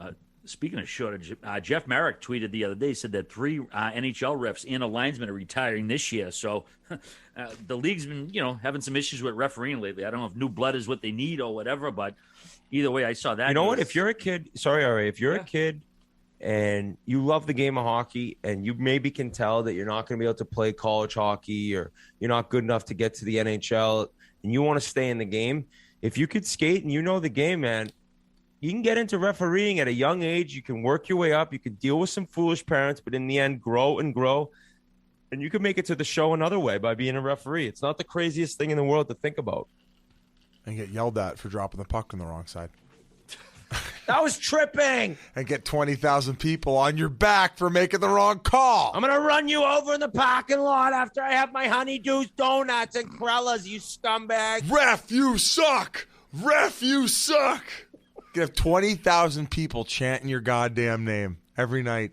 Sign up you now. You never have to do interviews. You never got to answer to the press, so don't worry about it. Sign up for the Army, for crying out loud. That's how painful being a ref is. And you can't nowadays. just say, tune it out. I mean, that's hard to do when the people are fucking coming down and banging on the glass and parents act like fucking assholes, man. Way to go, Paul. Yeah. No, is it Paul? It was Paul. It was Paul. Play the clip, Grinnell. You sure? I'm fucking positive, bud. Play the clip, Grinnell. Get the wheels on the bus! Way to go, Paul. That was Paul Marner. That was him fucking yelling at Dubas for his contract. That's how we got it done. Yeah. All right, couple more notes left here. How's Matthews doing? The Leafs are playing right now. No, he could have 4 goals. He could have. It's the second intermission. He is teeing off rocket one-timers, just missing the net. He looks phenomenal. Oh, okay. I thought you were going to say teeing off on something else, but teeing off rockets on the ice. On and off. I just want to clarify, Whit. That's AM 34. This is AM 34 in Toronto. That should be his tagline. I tee off rockets on and off. Yeah, the ice. that'll go AM over 34. Yeah. Let's talk to Judd. Judd, we're going to get his agent on the podcast at a certain point. He's coming on. Yeah, he's the new wave of agent. Bullying these GMs for 9.5 for defensemen. We want to say congratulations to Team Jamaica and co-coach Chris Stewart. They just won the Amerigol hockey tournament, which is made up of teams from, I believe, Latin and South America. They won it a couple of years ago, and the name of the team is the Buffalo Soldiers. They ran the table this year. Buffalo Soldier. They did it down at the Florida Panthers Arena, and I guess Florida took care of them. The organization hosted everything and did a great job with everybody. So shout out to Jamaica. Congratulations, fellas, and Chris as well. Good stuff. Wildlife really years, man. In the armpit of America. What do you want? The wildlife really making it onto the podcast. We had the Africa Golf Talk. We got the Bison King in Edmonton. We got the Paul Bison, Buffalo, which is a bison. We got the Buffalo Soldier. Biz. All right. You got a sad note. Hockey Hall of Famer Leo Boyven died at 89 years old. The defenseman played over 1,200 regular season and playoff games and 19 NHL seasons with 5 teams, most of them with the Bruins. So we want to extend our condolences to family and friends and, of course, the extended Bruins family on their loss. Biz, one of the last hockey note, I knew you were talking about the Laval of the AHL. Place has been bumping lately, huh? Well, so they played a game at the Bell Center. I want to say they sold it out. I don't know if they had another game at their home building that looked like it was wild, but I would say at this point, setting the pace for the most insane atmosphere in the AHL. And, that's where I spent most of my time. That's where I shined, winning a Calder Cup for the match. And fighting on 2 torn ACLs last game. Yeah. I will remember you. But yeah, no, so check that out. I mean, it's good to see hockey thriving at every level. The only other hockey topic I want to talk about was Patrick Laine's walk-in for the Columbus Blue Jackets. Looked like a fucking Bond villain. And he pulls that look off. He's looking good. The Columbus Blue Jackets, it seems like they have bought in and they've hit the reset button, and they're off to a 2-0 start. Correct, R.A.? Columbus, yeah, I believe so. Yeah, I was so lost in looking at Patrick Laine's picture there. Like he like you said, Bond villain, so played out, but he definitely very unique looking with that style. But let me. What's the eye surgery you get? He had to get LASIK because he was up on a 14-hour Xbox shift. That's what those. That's what those glasses were for coming into the rink. But he was able to play with a tinted visor, and that's why you see him play the way he played. I got LASIK. Best thing I've ever done. Oh, yeah? Yeah, you've been trying to tell me to get it for years. Oh, my God, dude. It's a little panicky, but they give you Xanax, and you're really, really you're awake, but you're so relaxed because You get down there and they clamp your eyes open, and then they say, stare at that red light. No thanks. That red light's the laser that's actually doing the work. And then right after that, they cover your eyes with this like clear kind of plastic shell. You go home, you pretty much sleep for like 18 hours. Woke up, opened my eyes, and just could read the clock next to me. I always had to put my glasses on or my contacts in. Life-changing surgery if you're able to. Some people's eyes aren't able to do it depending on your pupils and different things. But if you ever have thought about spending a little money to not have to, taking contacts out and putting them in, like especially if you've been drinking and then you forget to, you pass out with the contacts in, your eyes are crusty, you can't even see. Nightmare scenario. So LASIK's where it's at. That was not an ad read either. Not at all. Jesus Christ. No free ads with it. Jesus Christ. Hey, well, Biz, most guys have tried different ways to last longer, but thinking about puck lines and Murley specials don't always work. Well, the folks at Roman, an online men's health company, are changing the game with Roman Swipes, the secret to longer-lasting sex. Roman Swipes are a clinically proven way to last longer in bed. They're effective, easy to use, and fast-acting, and they don't require a prescription, so you don't got to get embarrassed down at CVS. And Roman can ship swipes to you in discreet, unmarked packaging, and each swipes packet is small enough to hide in your wallet for whenever you need it. They're super easy to use. You just take the swipes out of the packet, you swipe it on, you let it dry, and you're good to go. That's it. So go to GetRoman.com/Chiclets. You can get your first month of swipes for just $5 when you choose a monthly plan. That's GetRoman.com/Chiclets. Well worth it. Keep back-to-back ads. We have to talk about Harry Styles and playing golf with the. We got it here. Yep. We actually aren't done the golf talk with. We have to circle back because we got Harry Styles and also J.R. Smith making his collegiate debut, which I'd like to get your opinion on. I go ahead. I was going to say, Harry, when they had the picture of Harry Styles, I thought it was like a player who I didn't recognize, and like he was just golfing him and they were making the joke. I mean, Harry Styles is a good-looking kid, but he just kind of looked like a regular dude in that picture. Hater. Well, he's on the golf course. I mean, I didn't understand how big of a superstar Harry Styles is. Fucking I'd suck his cock. Falls, man. So randomly, Merles and I were walking to grab like brunch, whatever, one of the days in New York City, and outside MSG there was just a huge line, like young girls, older women, like a complete wide variety of girls, like 200, 300 deep. And I was like, what is that? I go, they got to be waiting for tickets to a show. I says, probably Harry Styles. Sure as shit, we go eat, we come out, and a bunch of them are like waiting outside with tickets. All of them have Harry Styles shirts on. So it was ticket sales for this guy. What a legend. Detective Wit. What? I said Detective Wit. All the girls had Harry Styles shirts on. But when I said it, I couldn't see them. They were across the way. Crime Dog McGruff over there. Yup, Harry Styles. He is a fucking. He's on a world tour or a North American tour? Hey, look how sensitive RA is getting. I'm on a world tour, not your girls' tour. Oh shit! He stole RA's best friend's wife. Ted Lasso. Oh, that's another thing we got to get to, Biz. But no, first we got Harry Styles. Did you see this clip? He called out like 3 dads in the audience. Like, it's always like young girls. And they all had like golf shirts. And he's like, oh, you guys, let me see. They all tucked in. And like all 3 guys' fathers had their shirts tucked in. This was like during the middle of the concert. He was like dumping on them, fucking having their shirts tucked in. It was actually pretty funny. And then the other concert, I'm like the Harry Styles beat. He was explaining the, what's that song? Watermelon Sugar? Oh, yeah. It's a woman's orgasm. He was explaining the origins pussy of it. Juice. And, yeah, I mean, basically it's what you think. Yeah. He likes the old squirt fest in his face. I'm a female jizz guy, so. That's what it is? Oh, yeah. He likes when girls squirt in his face. That's exactly what that song's about. Who doesn't? Oh, my God. Jesus Christ. You ever have a girl squirt in your face? RA? You think I could get a girl to do that? No comment. I mean, me neither, but I heard it's cool. Anything, but I heard it's a blast. It's awesome, man. It's actually how I got my fucking red eye. Biz, what's the term? Is it red eye? I got pink somebody eye. farted pink on my eye, pillow. red eye, pink eye. Pink eye. I was off by a color. Q-bomb. I was thinking Biz, Pink Whitney. You just said Ted Lasso. We got to go back to that. Oh, yeah, of course we do. Everyone fucking, that's their favorite Twitter and Instagram thing with me and Ted Lasso. But it came up on TNT last week. And yeah. You had no idea what was going on. I had no clue it was. So they put up a GIF or a meme of the old retired soccer player who was the stallion in town, but they had to do the broadcast, but he couldn't stop swearing. He's Roy Kent, yeah. Roy Kent. I almost dropped a couple F-bombs on the broadcast. It's tough. It's tough to hit the filter sometimes especially when you're letting it fly.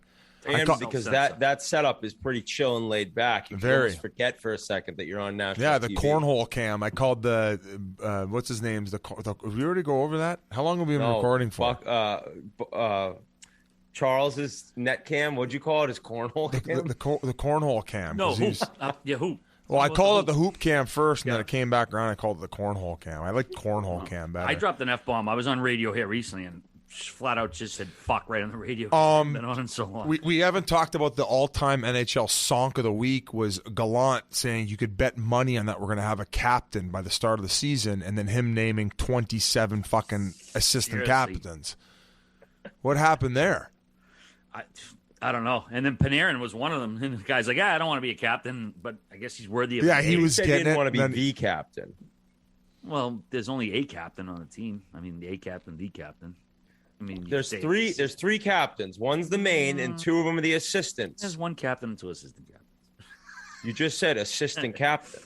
I'm lost. Yeah, but there's only one cat. Like when Panarin says, "I don't want to be the captain," he's not meaning I don't want an A, but like he's saying I don't want the C, but they still gave him an A. But what are you talking about right now? He said he didn't want to have the C. He never said anything about not wanting to wear the A. But it's funny, other guys have still giving someone who like doesn't publicly says I don't want the C to still get an A. I mean, I just got a kick out of it. Jerry.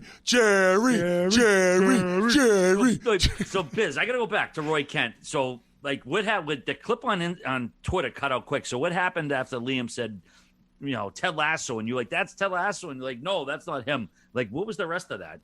We were 5 hours deep. I was thinking about where we were going to grab beers after we were done our shift. And then we went and grabbed beers. One thing that Wayne is extremely patient with is Seekers. Whit, you've never seen Seekers. He's patient with them? Good for him. My goodness. I can't imagine. Like, I remember with Crosby saying, everywhere he goes, I bet you they somehow find out. He's never able to turn it off, right? So there's always somebody there. He's got, they're at the hotel. We finish our shift at, I want to say like 1:30. Then Charles hooked us up at this like pub that we went to. We grabbed some lemon pepper wings, which is kind of a southern thing where they were unreal, and then grab a couple pints and talk about it. Is it at that strip joint? You're still we're not. Oh. We didn't go to the fucking strip club already. No, it's known for the I know there is one there. Maybe give me a couple weeks, all right? Give me a couple weeks, man. Magic hour.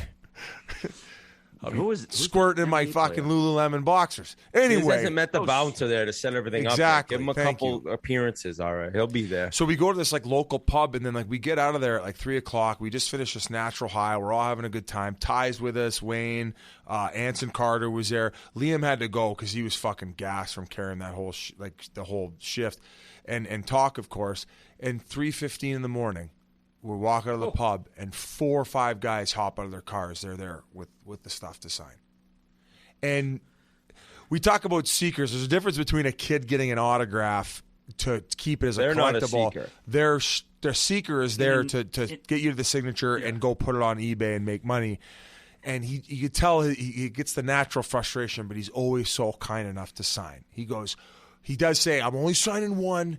And don't keep doing this, but he does it every time because he's such a kind-hearted guy, and he knows that he's it's such a hard position for him to be in, and I almost feel bad for the guy that he always fucking has to like be the nice guy. So Wayne is everything is advertised, folks.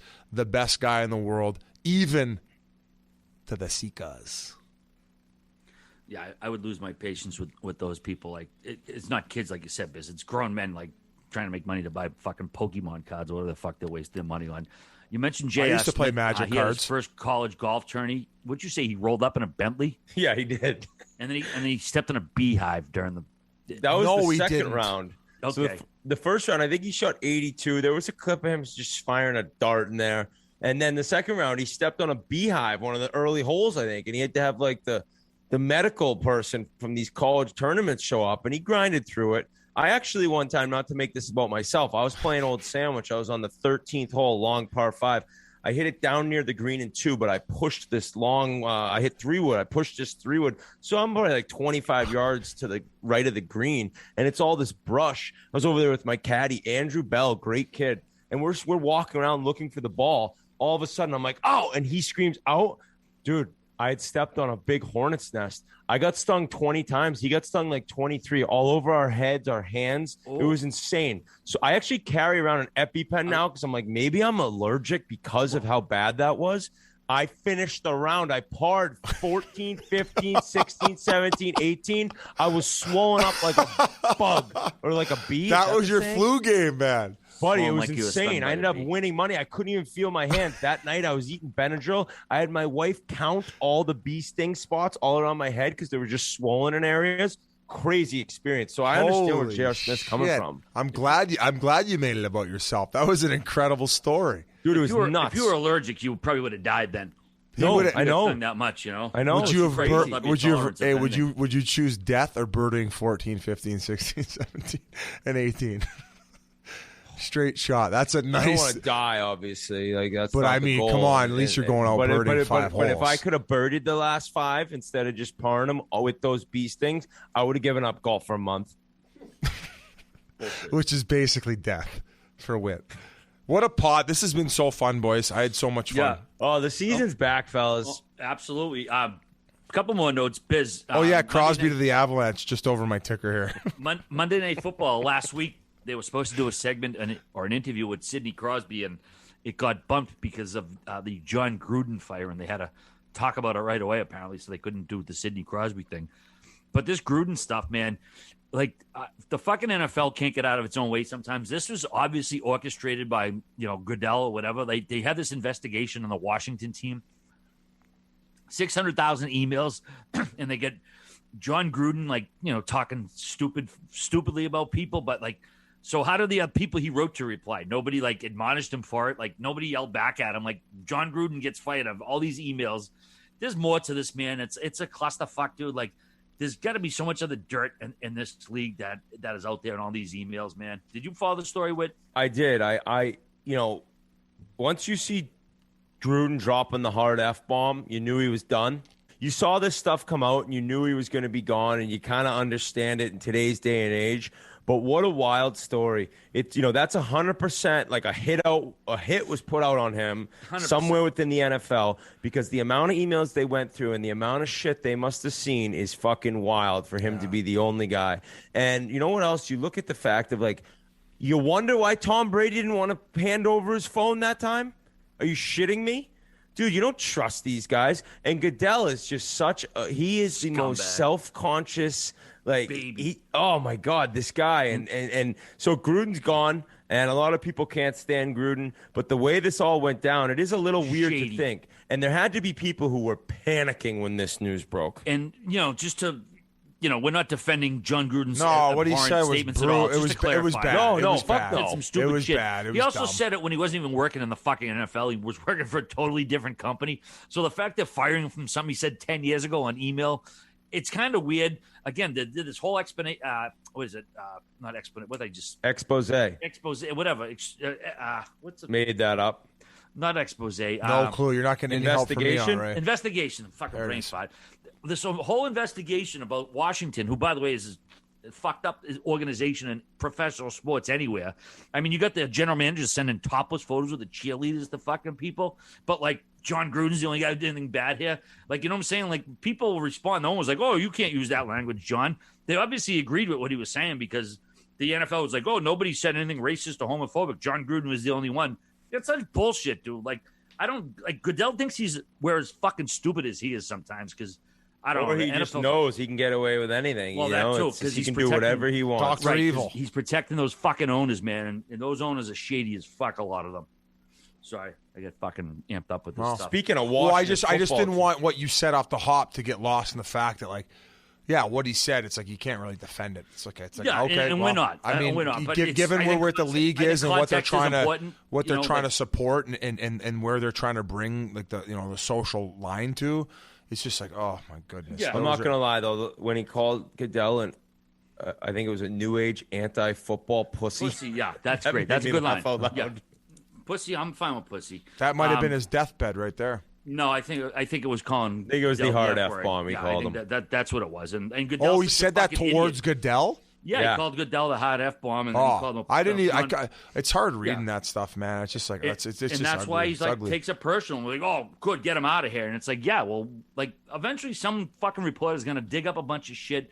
And the NFL is so fucking dirty and so all right, shady, basically what you said to me the other day is you go, they have dug up a can of worms, and this cannot be the end of it unless you're saying they have that much control. Yeah. Because if you're saying they looked through 650,000 emails, that's the worst that they saw from one person. Adam Schefter ended up getting blown up too, who's a media member who, he seems like I was not surprised. He seems like an absolute squid. He's a squid. He's a squid. He's a squid. He's a squid. And he was teeing up these articles for the Washington Squid Game. He's a straight Squid Game bullet to the back of the brain. But he was writing these articles where he was putting them on a tee saying, what do you want me to take out that would hurt you if the public knew? So I'm not a journalist. R.A., I don't even know if would you consider yourself a true journalist in a sense of like... No, we're not journalists. Okay, well, I just... And neither is Adam Schefter, dude. Whoa. Yes, he is. He's considered... Adam Schefter, you guys... Adam Schefter breaks news. We're journalists. All three of us are. All three of us are. I'm a journalist. There's no chance. I can't even write a paragraph. Biz can't even read. He ain't a journalist. We do media. No, I'm a fucking journalist now, Whit. Hockey podcast. We are journalists, whether you want to admit it or not. But we start rumors here. I don't agree with the definition of journalist. And in my Adam Schefter breaks news, and to break news you need to have a million sources, especially in that industry, and his sources are front office members of the NFL. He worked at the NFL, he met everyone, he is the number one news breaker. You have to be crazy to think that he's not going to his sources and saying, listen, what do you want in, what do you want out? Which is fair, but it's not journalism. That means you're not that would be completely unethical. If you're a true journalist, I don't consider him one. Fair. Okay, I think, and I don't know the story he wrote or the sources, and I have no fealty to Adam Schefter, but I think there are certain cases when people are writing a story, especially if it's an extensive story with a lot of details and someone's relying on you to like trust you. Right. It's not unusual for someone to say, hey, you want to take a look at this before I publish it? Now, to say, do you want any tweaks or edits? I can't speak to that. It's not that looked a little weird. It does look bad. I don't think it was highly unusual, and it doesn't mean that he's like covering anybody, because there is a lot of quid pro quo in journalism, especially sports journalism. I agree, R.A. Guys get sources, they get stories. Favors and favors and favors. Favors, and that's how you part get of the game. But is that why we're not breaking anything? Nope. How many? Let's send some more merchandise out, for Christ's sake. Let's break a fucking trade around here. Yeah. Well, what's it going to cost us? A 12-pack of Pink Whitney, for fuck's sakes? Let's break some fucking trades. Elliot's scalping one of us if we start breaking trades. Oh, I know. Yeah, I wouldn't fuck around. I wouldn't fuck around with Dreger. I wouldn't fuck around with LeBrun. I wouldn't fuck with Frank Saravari. Frank Saravari is going to be tied to the mob. Severelli, there's a bunch of them. Imagine fucking with the Bob father. He'd fucking tie up the family. Oh, he'd throw you right off his dock. It'd be a Saw movie. Oh, I can't refuse. Be a Saw movie, like torture involved and shit. I get waterboarded. We got to wrap this thing up. Yeah, a couple more. I know we do, but it's like we got a couple goofy notes we got to throw out there. Michael Caine, Biz. I know you thought he retired, and there was a story about it saying Michael Caine's retired. Well, he tweeted that I'm not quite done yet. He's still looking at scripts. I don't know. Some outlet somewhere like ran with the story that Michael Caine was done. Who the fuck? I said that? Legendary career. No, you sent it over to the group. No, I'm not saying you made up stories, but there was a fucking tweet out there that Michael Caine retired, but he tweeted himself that's I don't even know who that is. He's the butler in the new Batmans. Yeah, you know who Michael Caine is. I sent that to the group chat. All right. Oh, maybe. I don't think anyone ever. That tells you how RA's weekend at NYC went. No, hope you had a good time, RA. He probably met Michael Caine, doesn't remember it, and that's what brought this to the pod. Who's the best butler in a show ever? How about that one, RA? What do you mean? Are you kidding me? Jeffrey from Fresh Prince of Bel-Air, no question asked. 100%, Whit, 100%. Okay, RA, who do you got? Or the guy in Mr. Deeds. I'm very, very sneaky. That's a good movie, Butler. What about the Butler in Batman? Mr. Belvedere's a hell of a butler. Yeah, no, I was thinking Alfred from the original Batman was what I was thinking of too. Hey, a lot of good butler guys out there for movies, and we're probably forgetting a couple. Oh my God, I got the Leafs on 6-9 after 1. I don't know, some other butlers on TV. Yeah, that's a good one. What Whit said, Fresh Prince of Bel-Air. But one last topic you guys want to talk about. This was, excuse me. This was a vintage, like, Barstool type story. Oh, yeah. I knew we were going there, and we had to. I had to jot it down as the last thing to talk about. Yeah. Buddy White Sox Dave, who covers the White Sox for Barstool Chicago outlet. He's obviously a White Sox fan, hence the name. He covers the White Sox, and he's had a running list for years.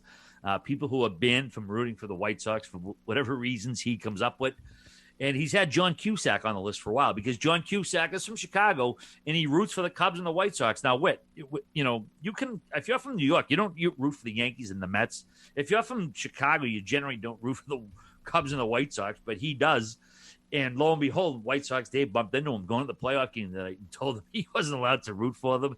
They kind of had a little bit of not a skirmish, just like White Sox Dave got owned in that conversation. As owned as you could possibly get. Should we roll the clip? Dave, both those people are morons because Cusack rooting for both teams is pathetic. And apparently, like, White Sox Dave says he requests, like, the best seats and only when the teams are good is he kind of around and in the picture. So he looks like a fool. But White Sox Dave's an overgrown midget. I'm surprised Cusack didn't cuff him in the eardrum when he went up to him like that. One Lane Meyer. Yeah, that's from one of his old movies, who obviously never seen. Dude, I mean, White Sox Dave, I like him as a character. He's a ball buster. I get his point. I mean, I wouldn't probably fight it as much as he does, where I wouldn't go up to, like, John Cusack, tell me he couldn't root for a team. But rooting for two teams from the same city, it's unusual. It's not fucking like. Okay, RA's taking White Sox Dave's side on this. Well, what Cusack's doing is they're both clowns. Yeah, well, that's what I said. I wouldn't do it what Dave did, Biz, but, like, I get his point. You know what I'm saying? But I thought it made for great content. But what happened was, like, Dave thought it was done. White Sox Dave thought it was done. Then Cusack took it to Twitter. Oh, yeah. And then next thing you know, Patricia Arquette from fucking True Romance is chiming in. And it's Loved it. This is the Barstool world. We get, like, fucking, what's her name from fucking True Romance, fucking yelling at White Sox Dave about, like, fandom. It just shows hilarious. that Twitter is so you can look so dumb on Twitter when you try arguing on it, because if Cusack had just ended it with the video, he dominated him in that video. He made him look like a fool. But then he goes on Twitter and he's, like, ranting and raving the next day about, like, Barstool, and he gets political. And he is one of those broken brain political lunatics. Yeah, he is. You've seen him on Twitter. Like, and in the end, though, he looked so dumb because of how mad he was getting online, when in the end he'd won it to begin with. What was the other thing that I wanted to mention? Oh, and then, like, White Sox Dave going up to him. Everyone says, like, oh, that's White Sox Dave. Dude, if you're standing there and you're Cusack and all of a sudden this dude comes up to you and there's a camera in your face and you're getting, like, surprise attacked, that's a little Bush League, I think. I give him a right hook. Oh, dude, that's what I said. He should have cuffed him. White Sox Dave wouldn't have done shit either. John Cusack would pump his eyes shut. Quote it. That would be a rough and rowdy card. Dave's stocky, man. Like, he's like 5'3". Can't even throw 70 miles an hour. Guy's got the worst arm in the league. And I don't Couldn't know even give me a bruise. But I wouldn't rule somebody out because of their height. No, he's a stocky dude. You're for sure not. I just root him out because it's White Sox Dave. Enough said. But I love Dave. I love him, but what a goon. He's a character.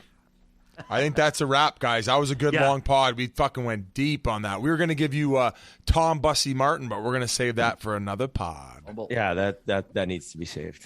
All right, boys. First week's rolling. We got some action. And we're off and running. We appreciate you all listening.